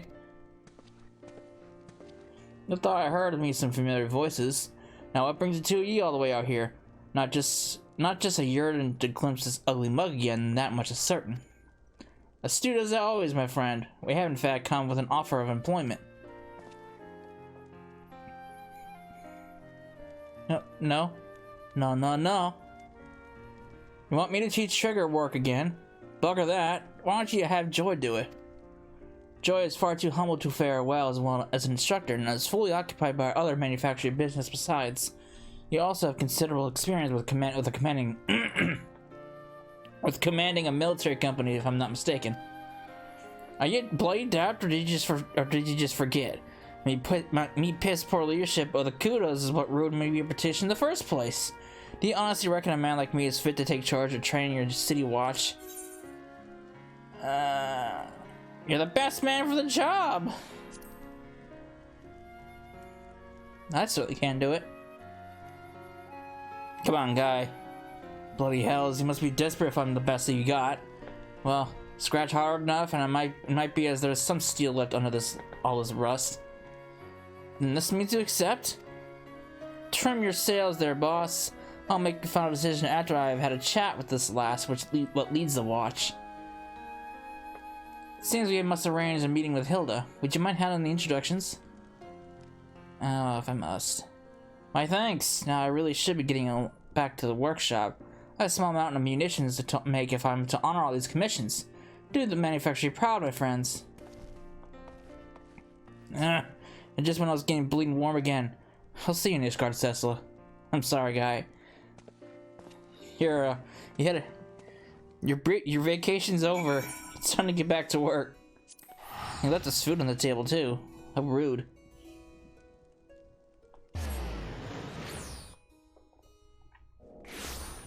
Alright. I gotta go talk to my buddy Hilda.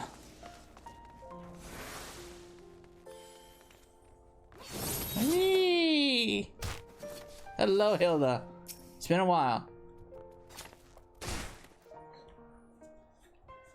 Uh-oh. What's going on here?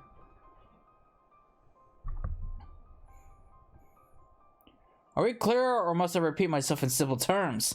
I expect very little from your low-born riffraff. If you wish to serve Ishgard, then know your place. And keep well out of our way. Uh-oh. What's happening here? Bastard blue blood? Had he not wagged his tongue like that if his boss was around. And a fine day to you, Cecila. A little bird told me you'd be on your way. The lads and lasses were well pleased to hear that they'd be learning at the foot of the Ishgard savior. Oh, not just me, but this guy.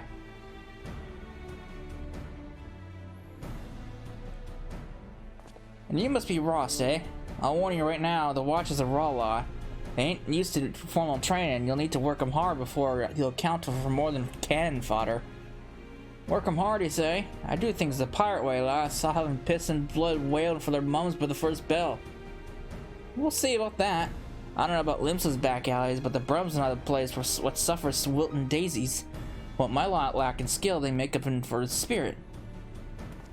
I mean, that's certainly true. I like a challenge.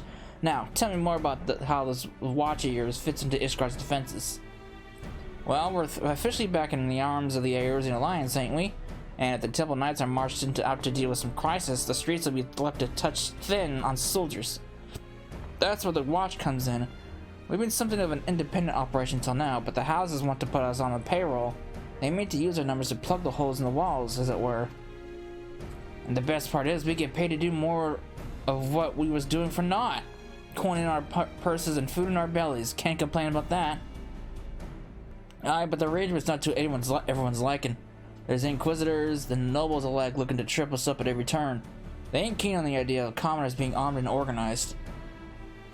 I reckon the only way to shut those bastards down is by convincing everyone else that the watch is something worth keeping. But if we mean to prove ourselves, we need proper equipment and training. That's why I took most of the coin we'd been given and went begging to to Hallinhart. But now we have the firearms and 2 clever blighters to teach us how to use them. I've heard enough. You can't properly protect folk but don't recognize your authority. Just do as old Ross says, and we'll soon teach them bastards to respect ye. Sweet. Here's what we're gonna do first. Gather a crew of your finest lads and lasses and slap a name on them. One what'll get them naysayers to sit up and take notice. What, you mean like an elite company like the Dragoons or the Heavens Ward? I reckon a good name might impress some of the highborn, but I'll be buggered if I can't think of one. Let's see. How about Hilda's Hounds? Oh, you mean Hilda's Hounds? Well, I do like the sound of that. What do you say, lads? I mean, it's not very creative, but it's not my elite company. As soon as they've handpicked a crew for the Hounds, I'll start teaching them the basics. Then after they've had a chance to learn barrel from stock, you can come back and test their skills. Sounds like a fair division of labor. Yes, it does. Right then, I'll whip him to shape before you know it. Let's see just how tough these brim-born bastards really are. No, just don't be too hard on them.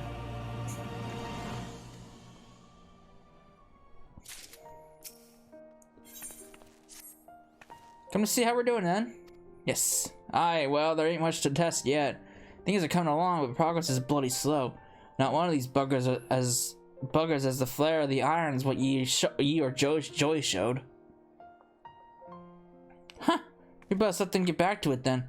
I have a different favor to ask of you, Cecil. The watch has been tasked with its first big job. Standing guard at the Temple Knight's investiture ceremony. The ceremony is an important event. Setting the watch to, well, watch over it is a gesture what's meant to embody the new spirit of harmony between highborn and lowborn. Lucia didn't honor your words. She said that making a mess of this duty is like to harm our reputation beyond saving. The Hounds will be knocked down before they even take their first steps. But getting back to that favor, there's to be a meeting to discuss security concerns for the event, and I want you sitting on it. You see, the representative for the Temple Knights is the kind of bloke what has me itching to shoot him in the teeth. Pompous bastard by the name of Muscadine. If you're there, I might just be able to keep my trigger finger under control. Thanks, Cecil. I appreciate the support. I'll see you at the congregation then. Oh boy. This guy sounds like a real pleasure. You might be asking the wrong person to join you.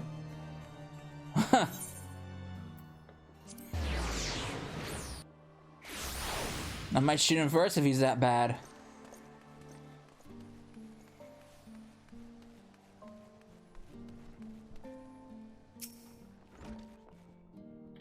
Oh, it's this guy. The hard ass we saw before. You. I was uninformed. Cecil's here as my advisor. I trust her advice a damn sight more than that a certain empty-helmed, stiff-backed blue blood. Huh. I'll not dispute her place at this meeting. In fact, I'll be far less inclined to entrust this duty to a certain foul-mouthed, disrespectful commoner were she not accompanied by such an advisor. My god, these guys are like fire and water.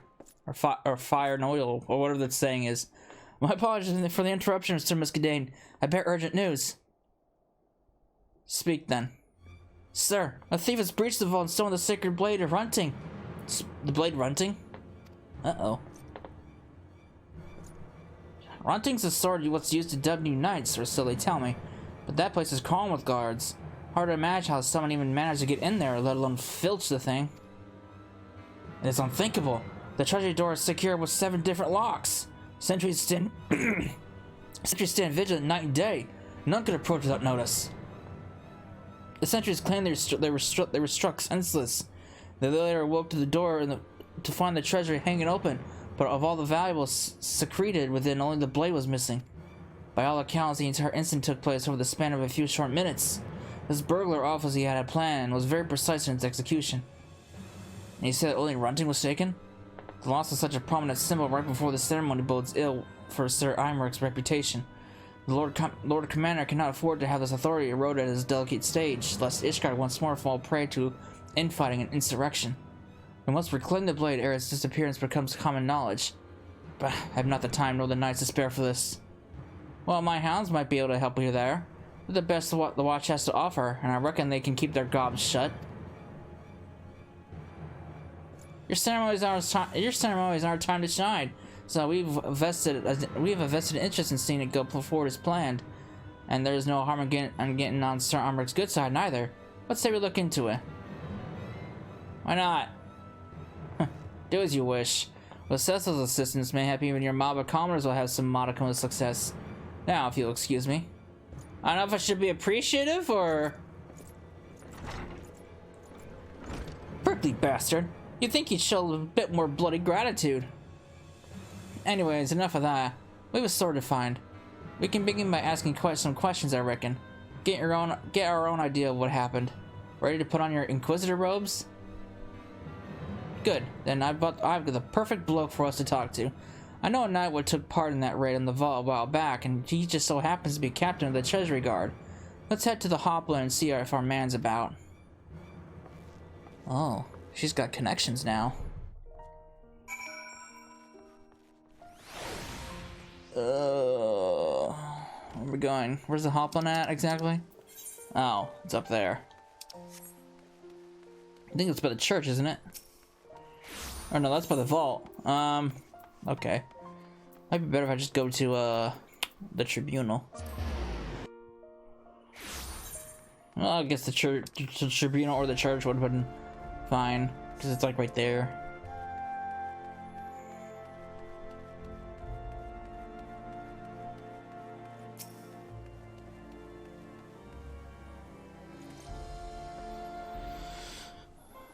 Alright, Guy. Mr. Sessa and Mrs. Hilda. Sir Muscatine told me to expect you. Huh? Huh, and I thought he'd had no time to spare.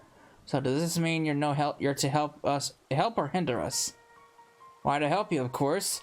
Here, material evidence from the scene. Let's see what we got. All 7 locks in the treasury drawer were destroyed, and this scrap of metal was found lodged in one of the keyholes.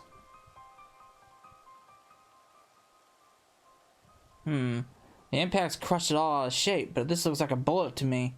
Our culprit's wielding some sort of firearm. A firearm, did you say?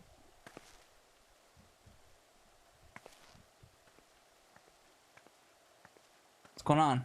Who are you?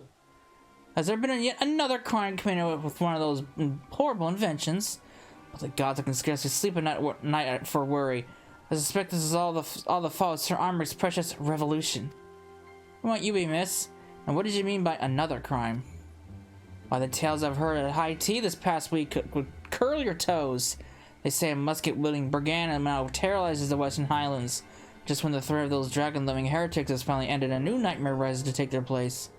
Unless you think that's this some noble lady's fancy, even the traders come to supply the croziers speak of shots echoing in their air near Hemlock. Dreadful, simply dreadful. I understand that our knights must honor their oath to aid foreign nations, but must it come at the cost of keeping our order in Ishgard? Look at me, I've become positively flushed. I must retire to my chambers. Well, excuse me! Bitch! Was she hard of hearing or something? That slab hardly didn't do so much as glance in my direction. An unfortunate habit of the more traditional highborn, I'm afraid. Such stubborn examples aside, however, your actions have taught many of our nobles the wisdom of heeding the common citizenry. I have not been ignored like that in a while. Well, thank you for the bullet, Sir Knight. Good day to you. Well, shit.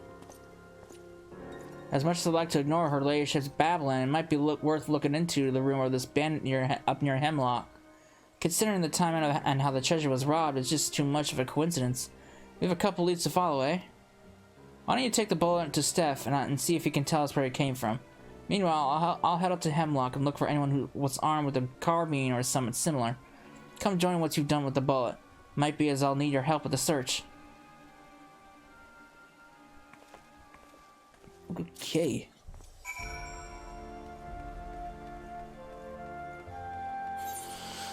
Alright, this can't be good.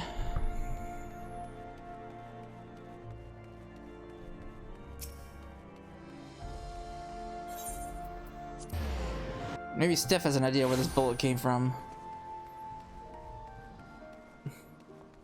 I mean, there are only so many bullets out there.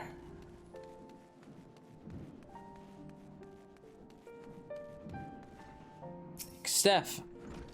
Sessa, how far is the training for our indomitable watch? You have something for me? I've got a bullet. Any idea? Yes, this is certain the remnant of a bullet fired from close range. But more than that, I cannot tell you. And maybe it may have even been made here in the manufactory, but honestly, there's a little difference between our ammunition and the weapons forged in Lominsa. I'm sorry, that deformation makes it impossible to identify an origin with any degree of accuracy. Well, shit. So much for that. Well, we tried.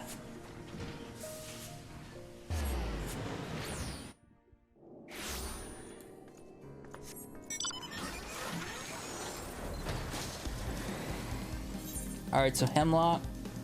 Oh, it's way over there, that old abandoned village.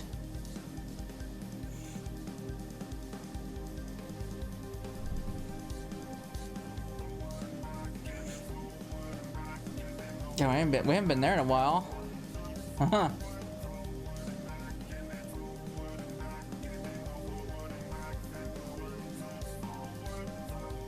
I didn't think people still lived in this village, to be honest with you. I thought this little village was abandoned.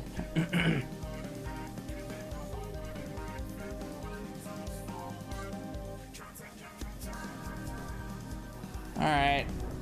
Uh-oh. You alright, Hilda?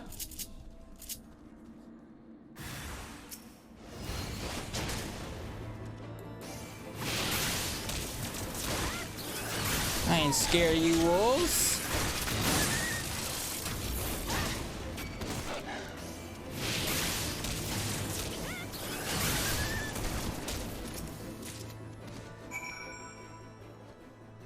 I recovered a collar. Great. My thanks. Was paying too much attention to the ground when the beast came at me. I managed to put one or two down, but what's that you got there? I got a collar. Leather collar. Those curs must have been set to guard the place, though they seemed wild enough to me. I found signs that someone was here, Cecila. Could be that the ladyship's brigand is more than empty parlor talk. Let's get back to the Brun before we compare notes, though, eh? It's bloody freezing out here. I mean, what's... Okay, first of all, how is it much different than being in Ishgard? I'm sure Ishgard's plenty cold, too.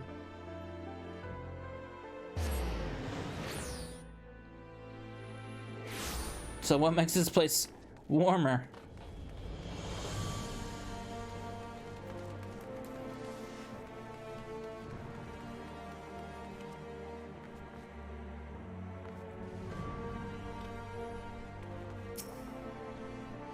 Right, so what we got?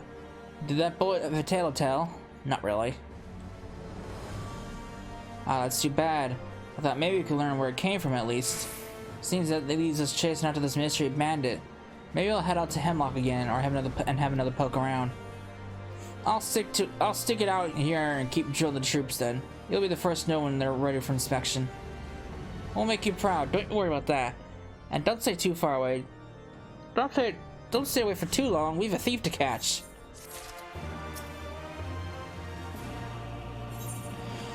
All right, release the hounds. I have something to share with you, Cecila. I pulled a scrap of parchment from the campfire I found by Hemlock, and the bits that weren't blackened and burnt were an interesting read. Hang on.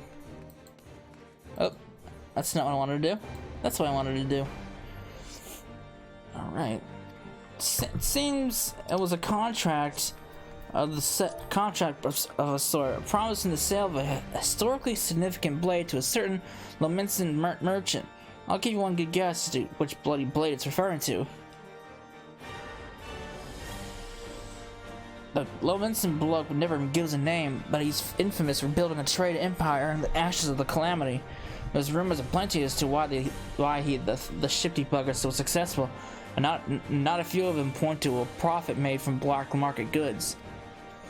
Well, it turns out that this infamous Machinist was stopped at a checkpoint on the border.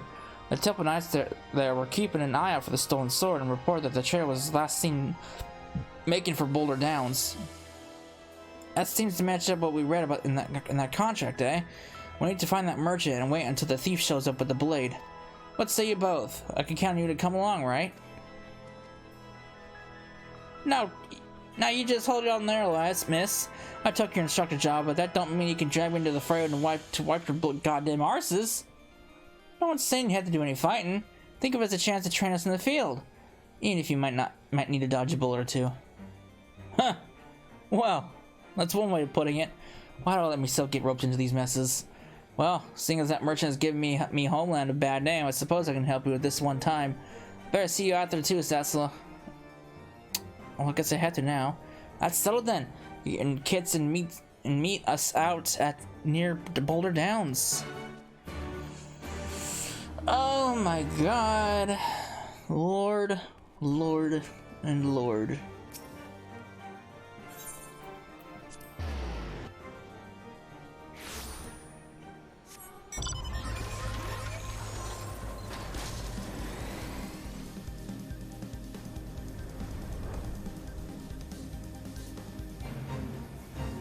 All right, let's see what's going on over here.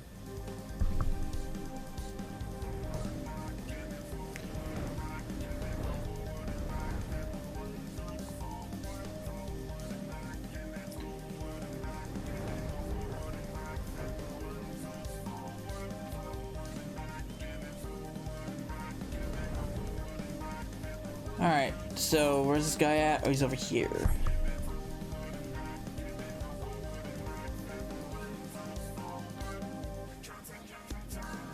What's going on over there? They're going nuts.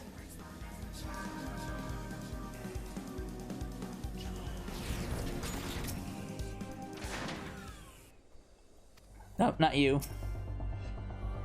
We found the merchant, Cecily. He's out there doing a deal as we speak. But first we need to make sure his customer is the thieving bastard we're looking for. Syme, grab another hound and sniff out the situation.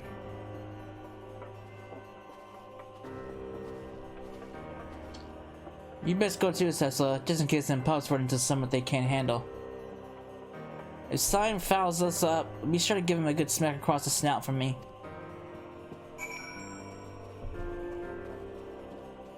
Uh-oh, there's a thing.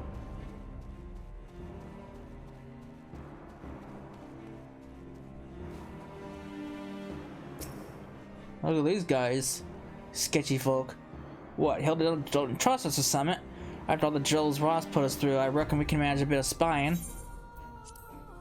Well, I figured I'd come give you a hand.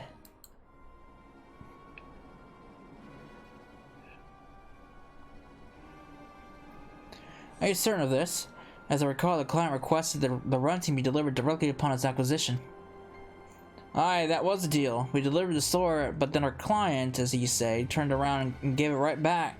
Changed a bleeding heart or something. I don't know. Look, can you fence the thing or not? Yes, I'm sure we can come to an equitable arrangement.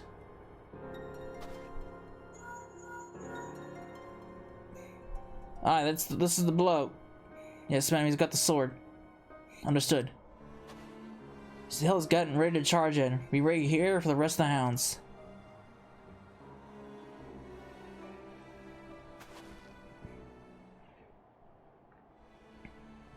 Look at this thing. The sacred sword blade runting. An impressive piece, heavy with history and tradition. It should fetch a fine price with the right buyer. Well, thank the bloody gods for that. Now about our share. I've got something to share with you right here, Brigand. Who in the bloody hells are you? Hilda's hounds. We uphold the law in Ishgard, and you are all suspects in the theft and the sacred blade of runting. Ishgardian soldiers? I'll not risk my life against you fanatics. Get back here, you coward! Bah! I don't know how you found us, but you'll not be leaving here alive. What, you gonna take me on by yourself? This guy's a little bit, Oh, where did that waves come from? Alright. Oh, it's actually voiced. I'm surprised. I think this is the first job quest that's actually voice.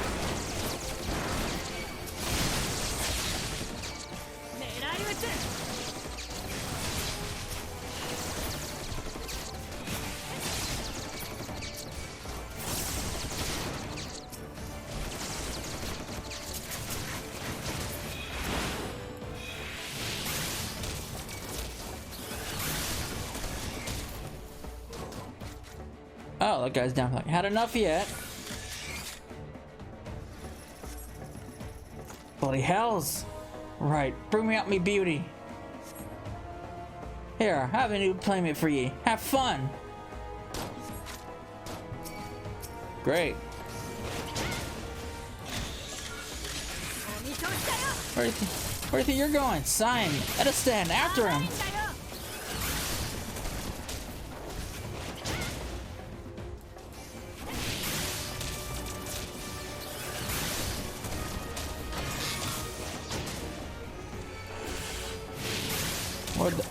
Where'd they get a bleeding Tarama? Watch you don't get stunned.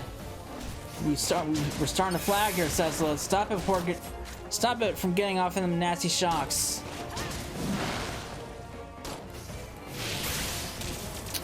Or I can just not face you.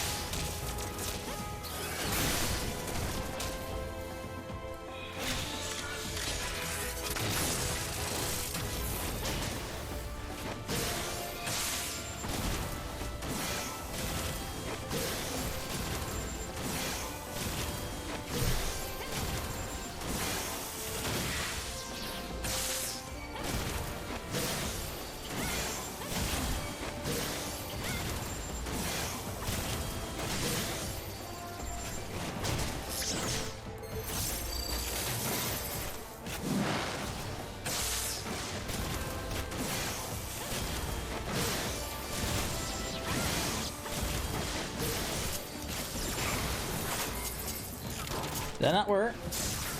Oh, that did not work at all.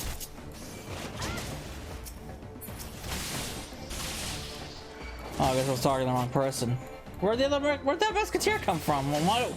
Oh, whatever.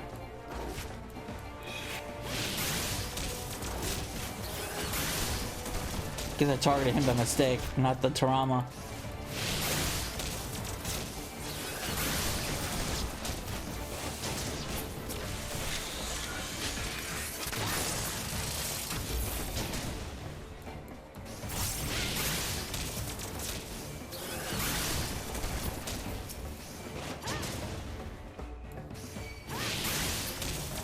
Death! Oh no, there's still one more. Now it's death.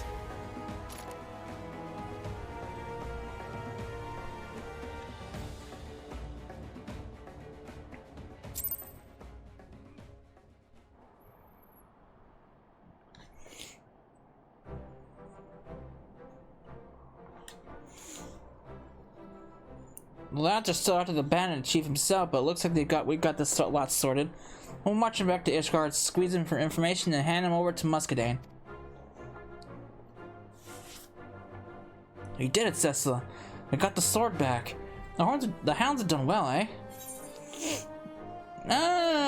They still need training, honestly.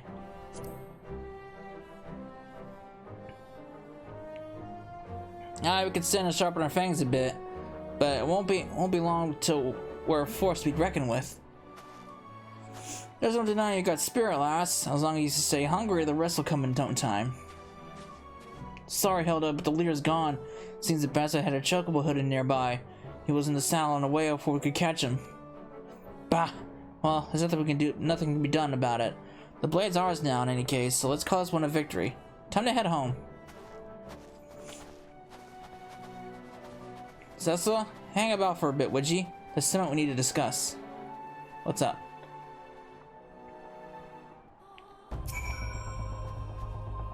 When he was fighting the bandits, I got a glimpse of the leader's weapon, and I reckon I might know where he got it from. But I'll need to do some snooping around before I'm certain.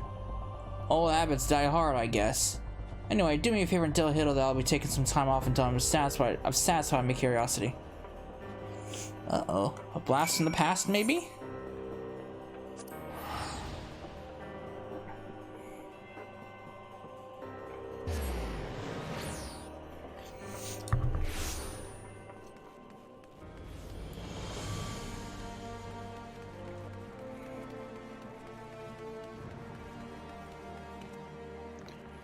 Whee! Welcome back, Cecila. Wait, where's Ross? I thought he was with you. You see? And took your time out to chase after a hunch. What the hell's that old powered up to? I guess we'll just have to muddle along without him while he's looking into that firearm business. Besides, I'd be lying if I said I wasn't a bit curious about it myself. What about you, Cecila? Come back to the bro when you can, and it might be as well as we'll have a tale to tell. Well, do you have a tale?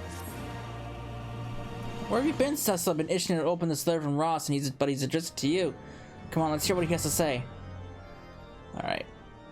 What is it? Mystery solved. I got a good look at Naldik and Vimeli's stock, and firearms one of theirs. Limsa has some bloody strict regulation in the export of firearms, so our bandit chief must have had a back alley supplier. Get your arse Limsa and Minsa, and we'll find out who put that weapon in our chief's hands. I'll put the Aetheryte on the lower decks. So he's on the trail then? Good. Just let me get my gear and we can be off. You're coming too? Well, you're going with Cecila. Is that really a good idea? I'm a sign me on this one, Hilda.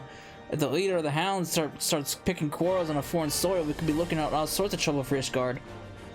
Ishgard's where the bloody trouble started, and since when have the folk of Braun been content to sit back and let others handle the dirty work? I'm going, and that's the end of it. But I promise I'll be on my best behavior. Well, let's hope.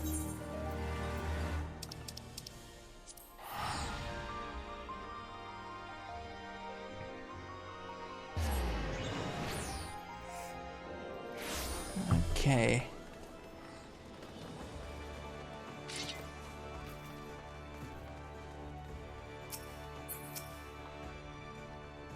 What in the bloody hell is she doing here?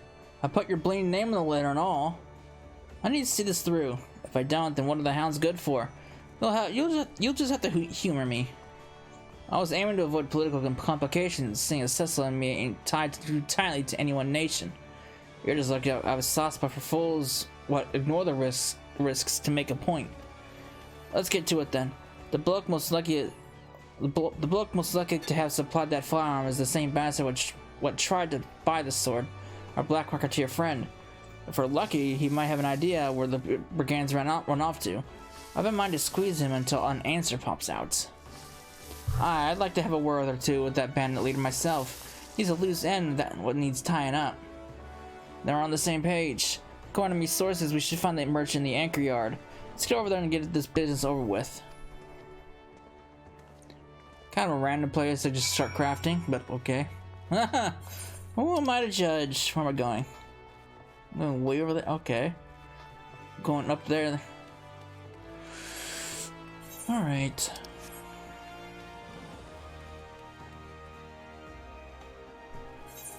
Anchor yard. Thankfully it's right here, so it's not too far of a run.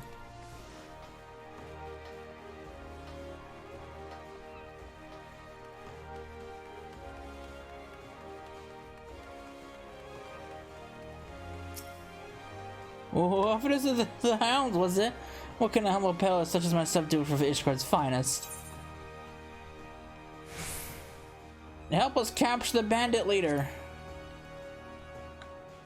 I am but a humble merchant. Surely I would be more hindrance than help in such an investigate. If you're not feeling helpful tonight, maybe I should pay a visit to the Yellow Jackets and mention the firearm your valued customer was using. Or maybe I'll just skip straight to them as upholds the code. Now, let's not be too hasty. Maybe I can make an exception in this case. in exchange for your silence regarding my trade in exotic weapons. I believe the gentleman in question has a camp at Providence Point in the Central Highlands. That is where I will look. Providence Point, eh? Well, it's a start.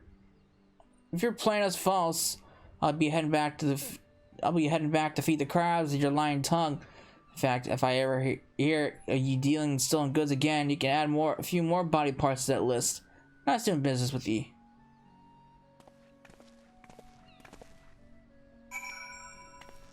Well, this is what you get for being a black marketeer. Where's Providence Point again? Oh, it's up there. Okay. Take me away to Corthus!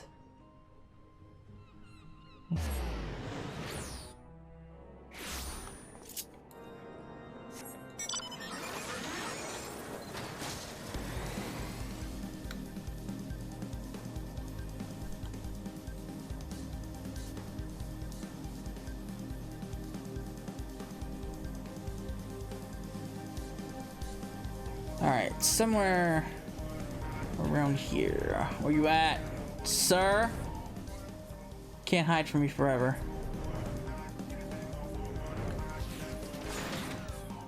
Found you. What? How did you... Bah, you sent your own death warrant coming here. Man, I think we've been through this before, sir. I'm not afraid of your Taramas. I don't know how many Taramas I have to slay for you to get the point.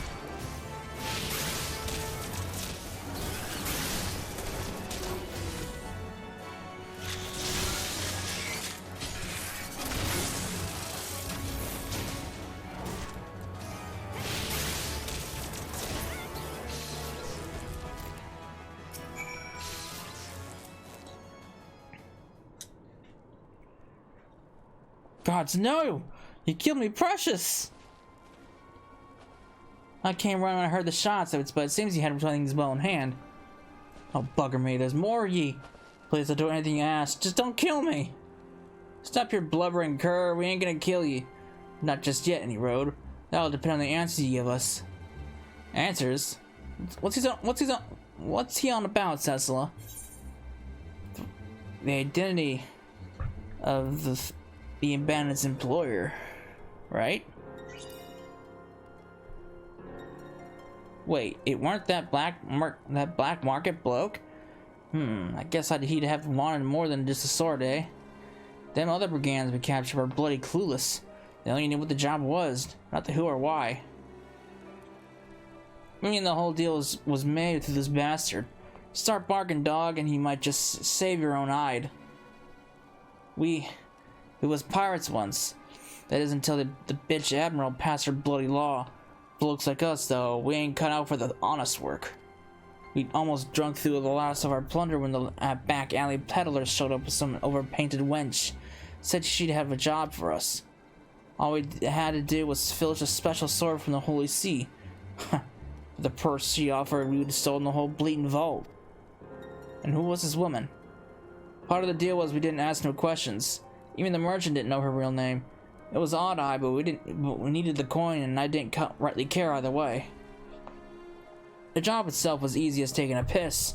She even paid me to have a firearm to use and sent us down a route where we didn't see no guards. Though the gods only know how she managed that trick. All we did was follow her map, then shoot the locks on the vault. Walked in, grabbed the sword, walked out. Bold as you please. The trouble came after the delivery was made. She gave up the blade back to you. Aye, she sent for me again the day after. Pushed the sword back into my hand along with the sack full of coin. Said she made a mistake or something, and that I should sell the damn thing. Well, I ain't fool enough to try fencing a relic like that on me own, so I went back to the merchant. You're fool enough not to properly burn your contract of sale. How do you think we found you in the first place? Contract of sale? What the hell are you talking about? You think I'd leave a deal like that in the ink of for the whole world to see? Things are starting to make sense now. There's just one little problem with your story. I've told you the truth, I swear. It was that wench who put us up to it. Aye, that bit I believe. What catches me in me craw is her reason for handing back the sword. That was no mistake. And us finding the contract to sell this bastard says he never wrote was no mistake neither. No. We was led by the nose to reclaim the runting before it was sold. And the quickest way to learn the way of it might be to ask the blade itself. Would you mind carting this piece of offal back to Ishgard, Rost? Come with me, Cecilla. We need to pay us a visit to Muscadine and convince him to take a closer look at that sword. Uh-oh. Is it a fake? Did it forge it? Uh-oh, it might be forged.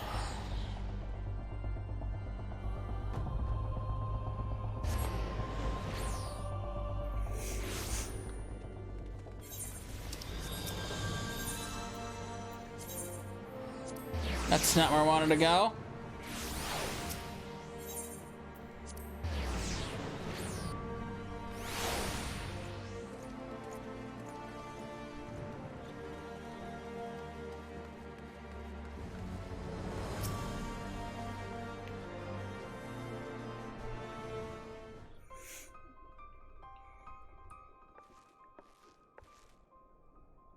Mr. Cecil, how may I... Ah, you again. Was there some choice insult you'd forget to spit at me during our previous meeting? Truce, Muscadine. I wouldn't be here if it weren't important. I see. So you believe that runting may have been altered in some fashion before you were allowed to reclaim it? It's a bit too bloody convenient, don't you think? Maybe I'm wrong, but I'd rather not look the fool than risk something happening at the ceremony. We need to check that sword. I must admit your passion confounds me. The blades are covered and your handles have done their duty. Why bother pursuing such a faint suspicion? Why willingly endure the presence of a man who you so clearly despise? Oh, I hate your bleeding guts, but once we take on a job, we do the damn thing right. Cecil gave her all to save Ishgard. How could I look her in the eye if I let our petty feud get in the way of my duty? Such pride. I've never seen this side of you before. It's as you say. If there truly is some flaw or trickery in the blade that disrupts the ceremony, the consequences could be grave indeed. And yet, there are rules in place which prevent me from simply handing runting over to the hounds. Furthermore, our resident blacksmith has already inspected the recovered blade and declared it sound. Even so, I will call upon Lord Staff to conduct an independent examination. A machinist made a notice of detail that a blacksmith would overlook. A choice can be accomplished with the requisite discretion. Very good. As far as the release of runting is concerned, the manufacturer is a sanctioned facility. The bureaucrats will be satisfied even should I secure the necessary permissions after the fact. I shall begin making the arrangements. Well, that's that then. Let's get back to the Brum and tell the news to Rost.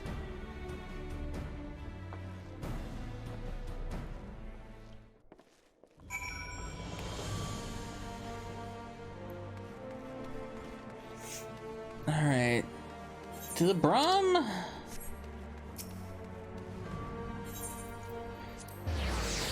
Oh.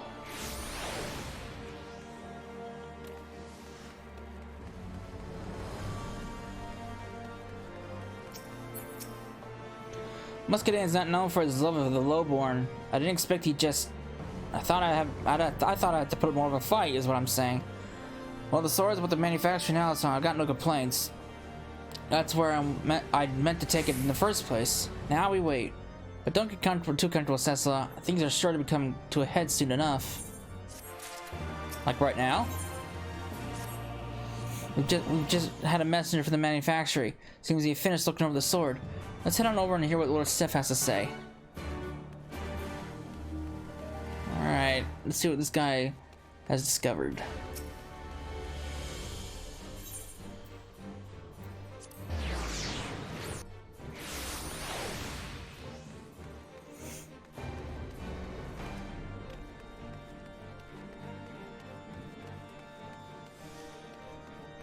Alright.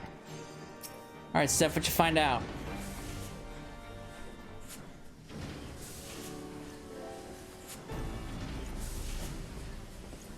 All relevant parties appear to be present. If you would, Lord Steph. Very well, I'll cut straight to the point. I discovered a small bomb concealed inside the hilt of the sword. Oh. This particular explosive was a part of a badge intended for Temple Knight training purposes, and is designed to be detonated from a distance. I won't bore you with specifics, but I assure that I am quite familiar with its capabilities. After all, I was one who made it. Bloody hells. Someone went to a lot of trouble to sneak that bomb into the ceremony. An assassination attempt? Unlikely. As I said, these bombs are designed for training exercises. And if you were grasping the hilt when it exploded, you wouldn't even lose a finger. Some nasty burns at the worst. That would be more than enough. If the sacred blade word we dropped during the investitures, many in the crowd would interpret that as a sign from the Fury. Lord Commander's authority would come into question, and responsibility for the incident would fall squarely upon the hounds. Ah, so someone wished to discredit the watch beyond salvation. That would explain the ridiculous rumors presently circulating amongst the lords and ladies. Rumors? What rumors? Why, the Runting's theft and recovery was orchestrated entirely by the watch itself. Some of the more impressionable members of the nobility are convinced that you armed bandits with firearms instructed them to steal the sword, then capture them yourselves to elevate your standing. When the mood's already sour and simmering, if the sword exploded on top of that, it'd be throwing oil on the fire. Reason to be damned, it'd be the watch's heads in the chopping block. Who could have instigated the gossip behind these baseless accusations? I ordered the events surrounding the Runting's theft to be kept in the strictest of confidences.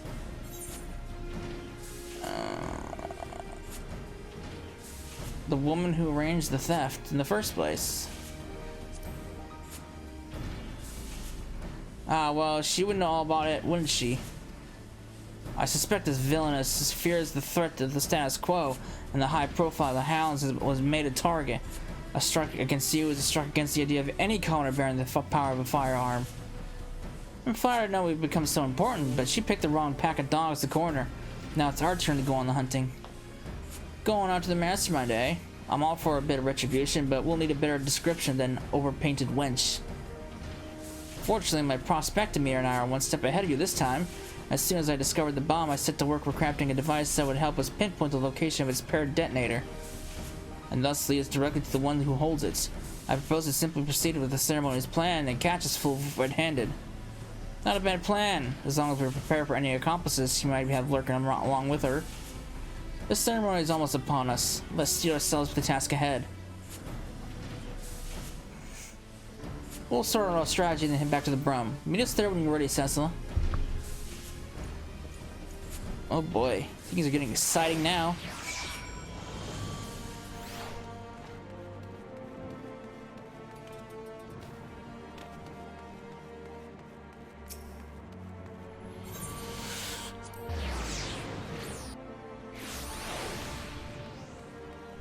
Alright, it's a thing! It's a shiny thing! Right, so the ceremony is about to begin. Here's the plan. Muscadet and the other hounds will be had on security as scheduled, so as to not arouse suspicion. You reckon the lady will have someone watching the proceedings, ready to tell her the best moment to detonate that little bomb, likely right as the blade rests on an initiate's shoulder. That's how I'd do it anyhow. The watcher shouldn't be too hard to spot, and the hounds can nab him before he gets away. Meanwhile, we'll be waiting at St. Valerian's forum and with Steph's device, ready to move as soon as we're sure of the detonator's location. Bring your best ammunition, Cecil. If this woman can organize a clear route through the vault, then she's like to have a worse than a few rugged bandits on her side. Well, what could be worse? I've been through a lot.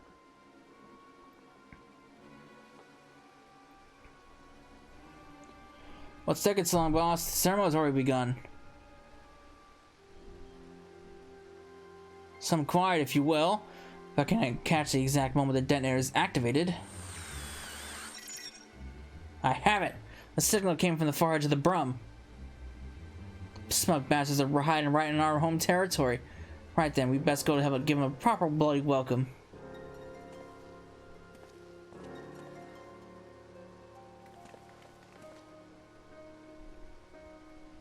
Alright.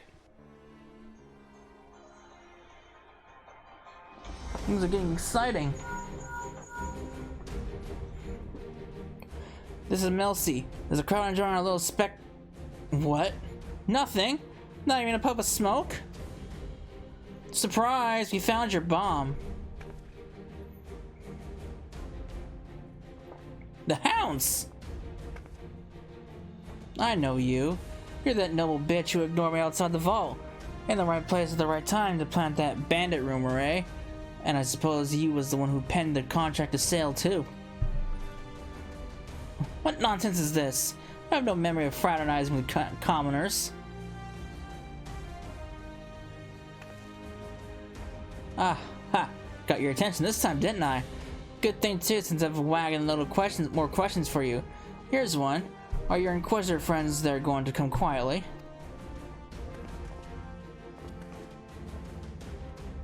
You and your hounds will be the only ones surrendering their arms this day.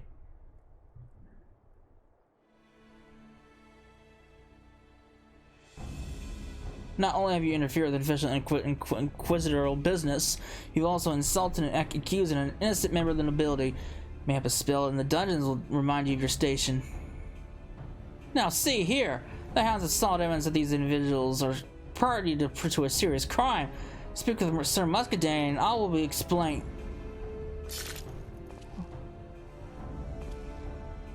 Ah, now we can meet the rest of the rats. If he was wondering how the noble wench got hold of a train bomb or cleared a route through the vault for them bandits, then here's your answer. I reckon they'd show their whiskers sooner or later. You're sworn to protect Ishgard and you chose to throw your lot in with this highborn dolts? Sir Armor's fine to keep the city from tearing itself apart. Why don't you just stab a blade in his back while you're at it?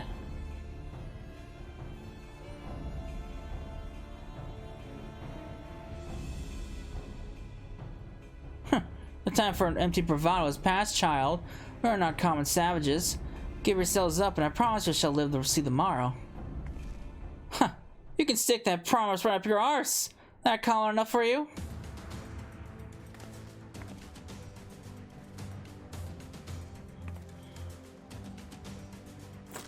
This is over. And our authority at Ishgard's watch, we're taking you in for crimes of larceny, insurgency, and general bloody idiocy.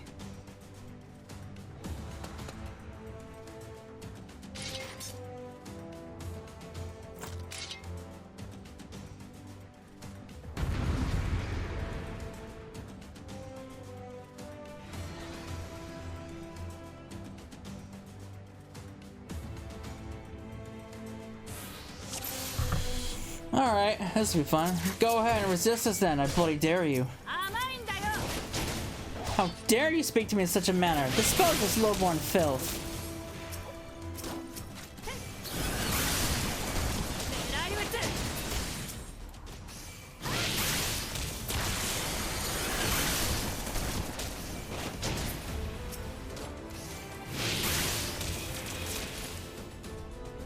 How about that?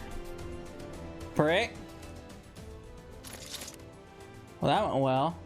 Wait, where's the noblewoman? Bah, the wench must have slipped away while we was in the thick of it. She can't have gotten far.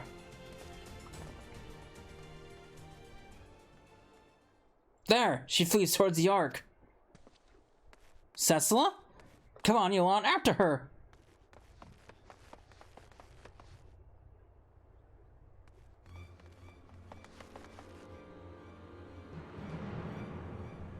Ain't Sir Knight, I know not their grievance, but these lowborn ruffians seek to cause me harm. Let's dispense with the theatrics, Baroness Milsey. After capturing your accomplice at the ceremony, it was surprisingly easy to prize free the details of your plan. You sided with these common curs? I thought you a proud member of the nobility. As one of the chosen few, how can you countenance any act that places power in the filthy hands of the Brumborn? The chosen few? An accident of birth allows the privilege to fight for our nation, and I, for one, welcome our new comrades in arms. Your actions brand you an enemy of Ishgard, and you'll pay for your crimes.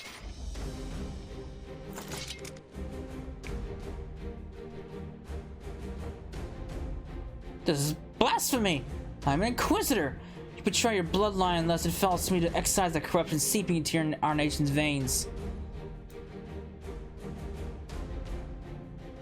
What are you gonna do? Claw me it up with your claws?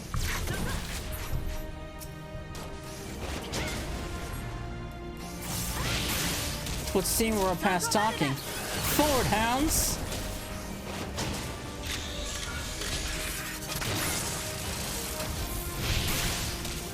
I will turn to heresy if I must. Perish by fire and fang. Did she just quaff the blood of a dragon? I heard the tales, but to see this transformation firsthand. Can't say I expected that from an Inquisitor. She's lost her bloody marbles. Death to the lowborn!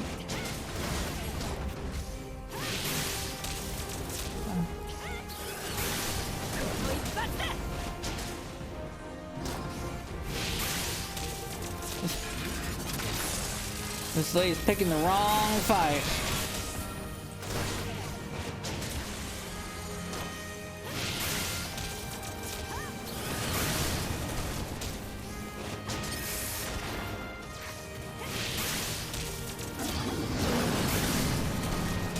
If you defy my beloved Ishgard, you'll turn the city to ash.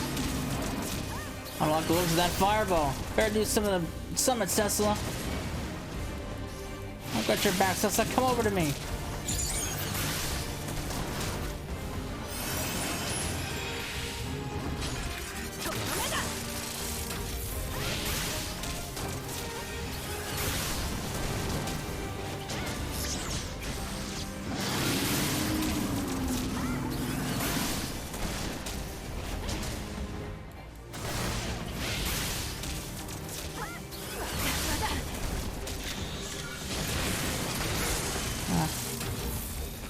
Speaking of dog in a gutter, you can join him.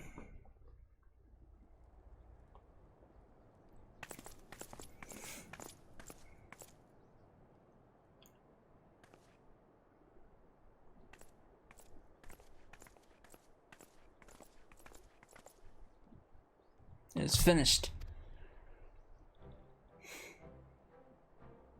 The Baroness and her crimes believe that none of but the nobility are fit to lead Ishgard's people. They resented efforts to bring Highborn and Lowborn closer in standing, and 'twould seem that the Hound's formation was too great of a threat to be endured. All we want is a little respect and the strength to defend our home. What are they so bloody afraid of? They fear the erosion of their status, and I must confess that to a feeling a whisper of that unreasoning error or terror. Had I succumbed to my jealousy and hate, I may have joined them upon their twisted path. But I'd misjudged you. I believed you so reviled that the circumstances of your birth that you sought only to bring ruin upon Ishgard. Until recently, you wouldn't have been far off the mark. Well, Cecil and Sir Armor convinced me that fighting for a change was a damn sight more worthwhile than adding to the misery. Indeed. Pray forgive the barbs I've slung at you and your hounds, Captain. I've been blind to the courage and determination of the common folk, and I humbly request that the Watch continue to aid us in the defense of the city. You didn't deserve all the spot I spat at you neither. I see his face when I look at you, and I can't just bloody help myself. I'll try to work on that though, eh? Who's his face? They got the same colored eyes. Are they brother and sister? They just don't want to say it. Well, I was right. I must go now. See to the proceedings of the prisoners. Be well, sister. I knew it. They had the same colored eyes. Sister?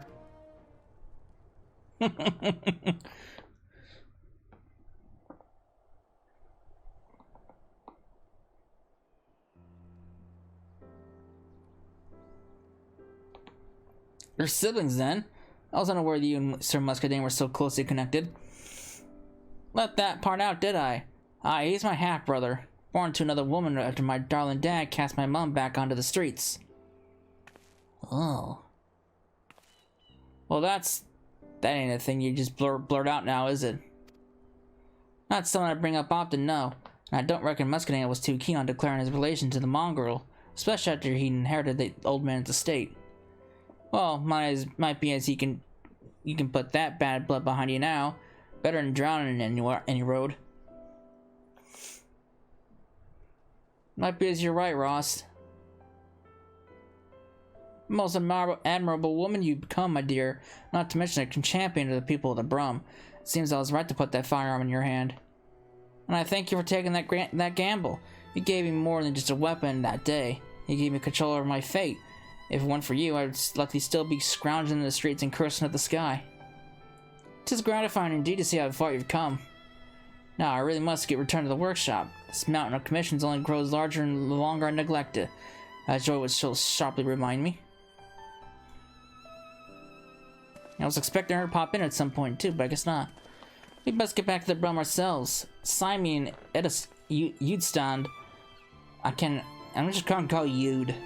Yude'll be wondering what's become of us.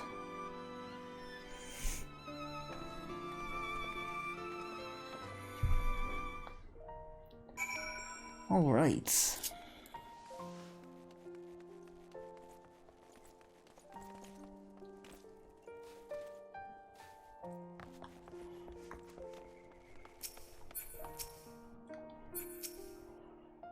The swordsman returned, the Baroness is in fetters, and the hounds have shown themselves to a force to be reckoned with. Happy endings on the round, eh? Your lads and lasses was a bit rough to start with, but I can't rightly call them pups anymore. They'll do fine without us, I'd say. What, so you're both leaving then? I thought you'd have a few more tricks to share. Don't start whining now, lass. We've given you the tools on the foundation. You can build the rest of the bleeding house yourself. Aye, that we can. Thank you.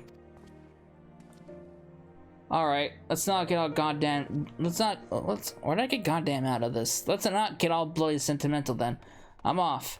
Fair winds to you, Cecil.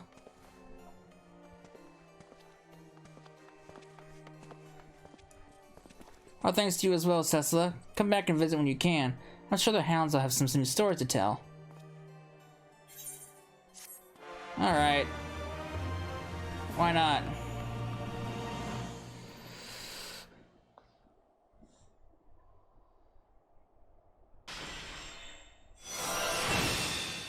Nice!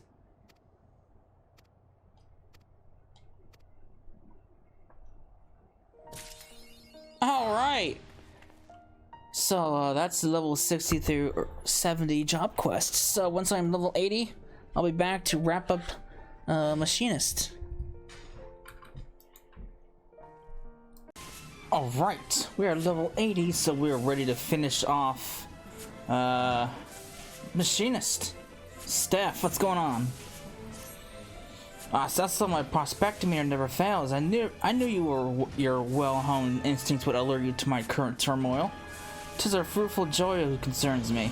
Her behavior has been awfully odd of late. Frequent outings to parts unknown, acting secretive, that sort of thing.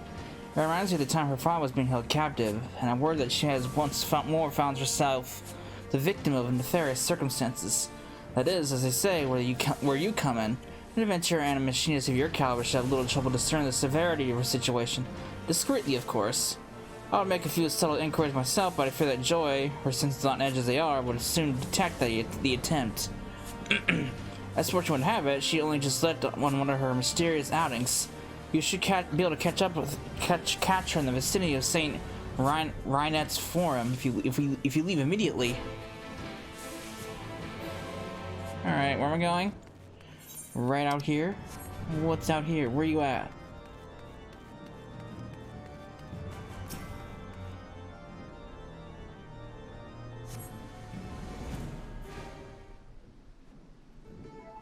Alright, what's going on here? Sorry, Joy. I hope I didn't keep you waiting too long. What's going on? Oh, hello. What are you doing?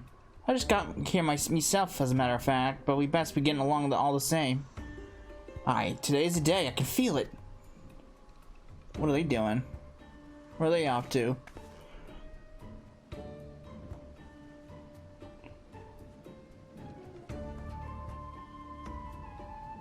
Ah, champion. Hello, guy. You have business in the city? With my sister mayhap? I thought I spied her in the crowd making her way to the forum. So Lord Steph is concerned for Joy then? Well, he has placed his trust in the right agent if his discretion he requires. As it happens, I may have information of use to you. It has been brought to my attention that Joe and Hilda have been spotted together in Falcon's Nest on more than one occasion. They both earned a measure of fame here in Ishgard, you see, sufficient to warrant a curious mention to the Temple Knights, and the two of them are seen traveling as a pair. I'm somewhat curious about Hilda's activities myself, but I shall leave further investigations in your capable hands. Pray convey my regards, Lord Steph.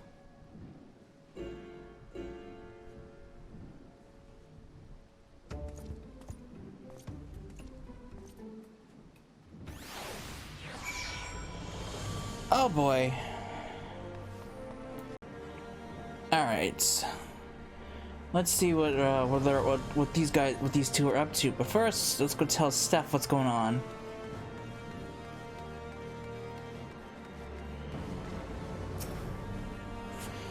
Cecil, welcome back. And we were able to divine on of consequence. Well, they were with Hilda, you say? What Helena's name could they be doing in Falcon's Nest? I don't know. Should we go find out? I'm not a peep from my prospectometer. I suppose there's not else for it. We must fall back to an old-fashioned reconnaissance. Pray lend me your assistance a while longer, Sissa. To Falcon's Nest we go. I mean, I'm sure it's fine, right? Those two are quite capable.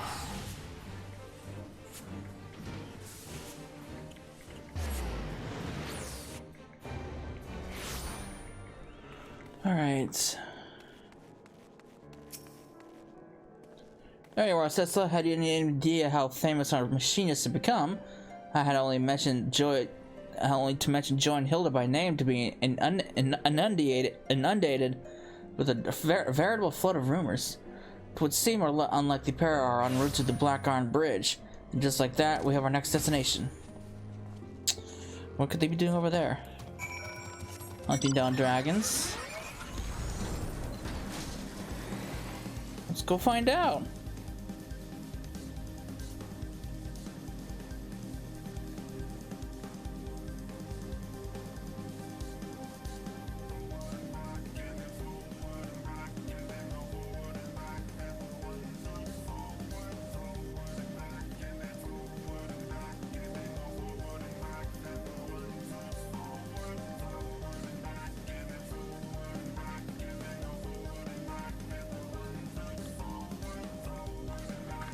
I flew past it, so I'm not paying attention. What's happening here?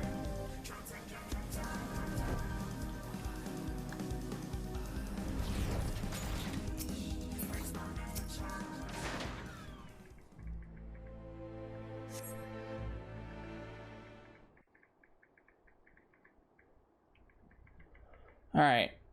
What do we see?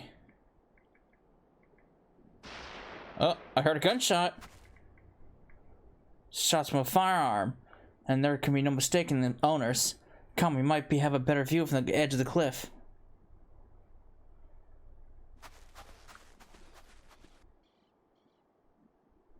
What's going on?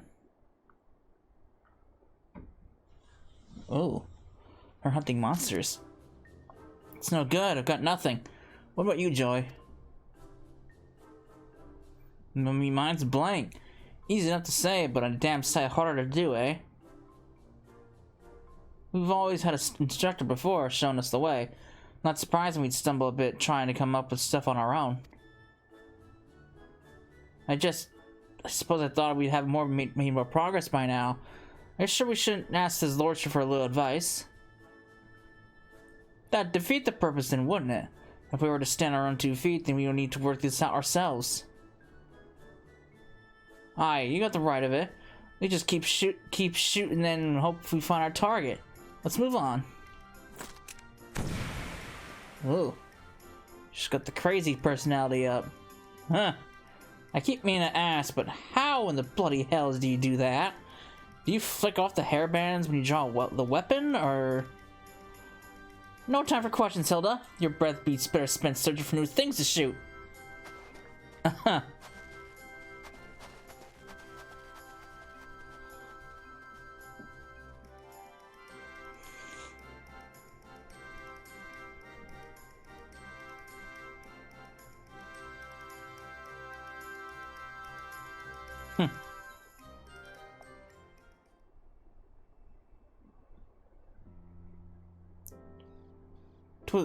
'Twas I who dreamed of the Machinist, and Ross who helped bring the idea into being. The machine we put together, well, that was driven forward by the likes of you and Joy and Hilda. Then, as naturally as if I had planned it, you and those two ladies took charge of my designs. Just a strange feeling, how wildly the needle flicks twixt a mentor's pride and an inventor's longing.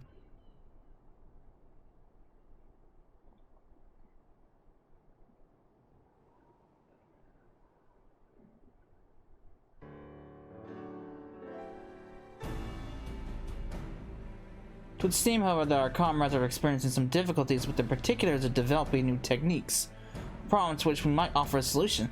But in light of their efforts to achieve independence, to simply begin bellowing direction seems boorish. Any ideas how to proceed? We give their imaginations a nudge.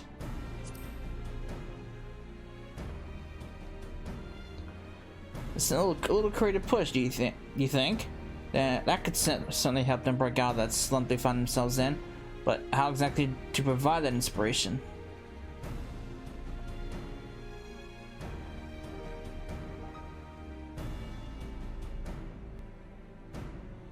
But of course, the answer stands right there in front of me. You stand at the peak of the profession, the living embodiment of all it means to be a machinist. All we have to do is have you demonstrate the techniques you've acquired and refined over the course of your illustrious career. What could possibly be more inspiring? Sounds like a good plan. I shall head out now and herd a suitably monstrous opponent back for you to dispatch. The sound of shots should bring the ladies running to investigate, just as there is alerted to us to their location. Right then, we can reconvene at this spot once our little show is concluded.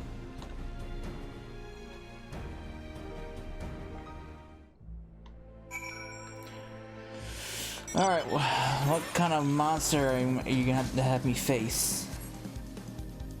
Please don't tell me it's one of these ogres.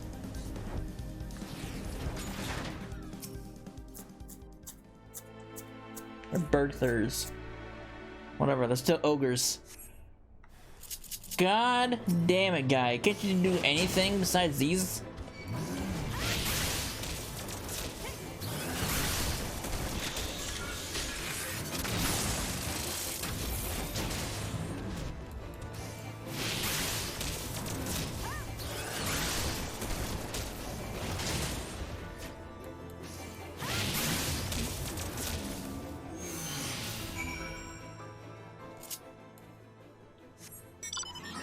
Alright.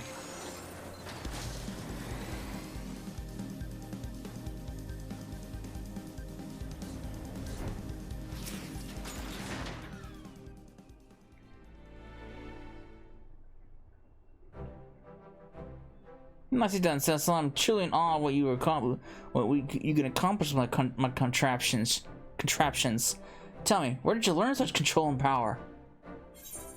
Journey through the land without night. I fought to save a distant star. Let's do this one.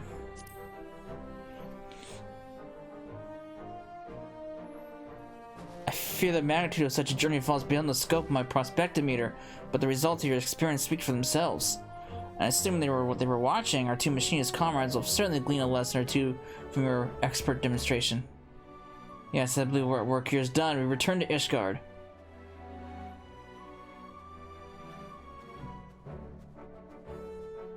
And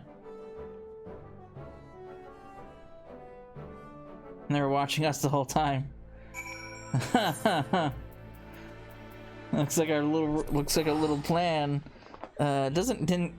Probably wasn't as discreet as we thought.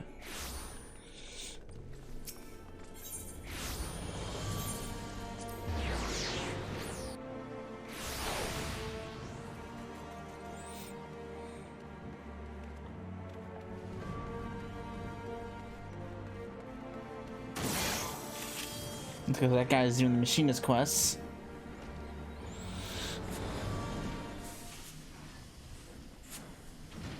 Thanks, Cessa. I'd have been a complete loss in this matter if it were not for your invaluable assistance. I imagine I'm not the only one singing your praises this day. Speaking of which...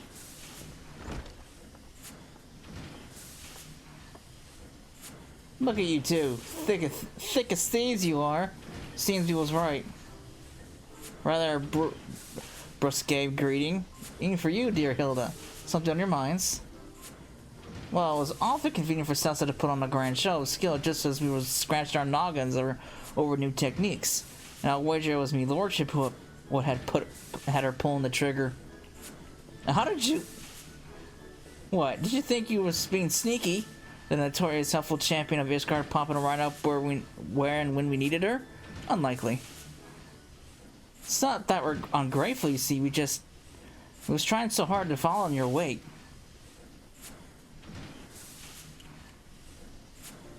Aye, it was like being lost at sea and finding an island that's not on the map. A bit perplexing, but welcome all the same. I guess what we're saying is that you've proven us our bearings, and a firm footing to start charting our own course. And there you have it. Further proof that my prospective meter was in fine working order when it first chirped in your presence.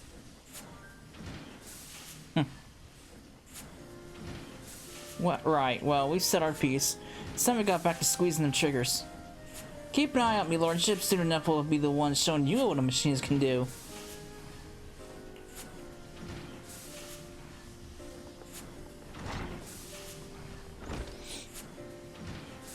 Was my subterfuge truly so transparent? But how swiftly my charges have grown, and how easily did it slip my notice. So unlike the deliberate evolution of my inventions. Well, but let's not forget your stunning development. Or did I say no barrage of shots has ever proven so instructional. Thank you again, Cecil, and do feel free to drop by the manufacturer from time to time, even when we're not threatened by some peace-shattering crisis. It's kind of funny how you say that, but we currently have a crisis going on in the world. With the towers and everything. But yeah, that is the end of the levels 50 through 80 job quest for Machinists. So I hope you enjoyed it, and I will see you in the next part. Later.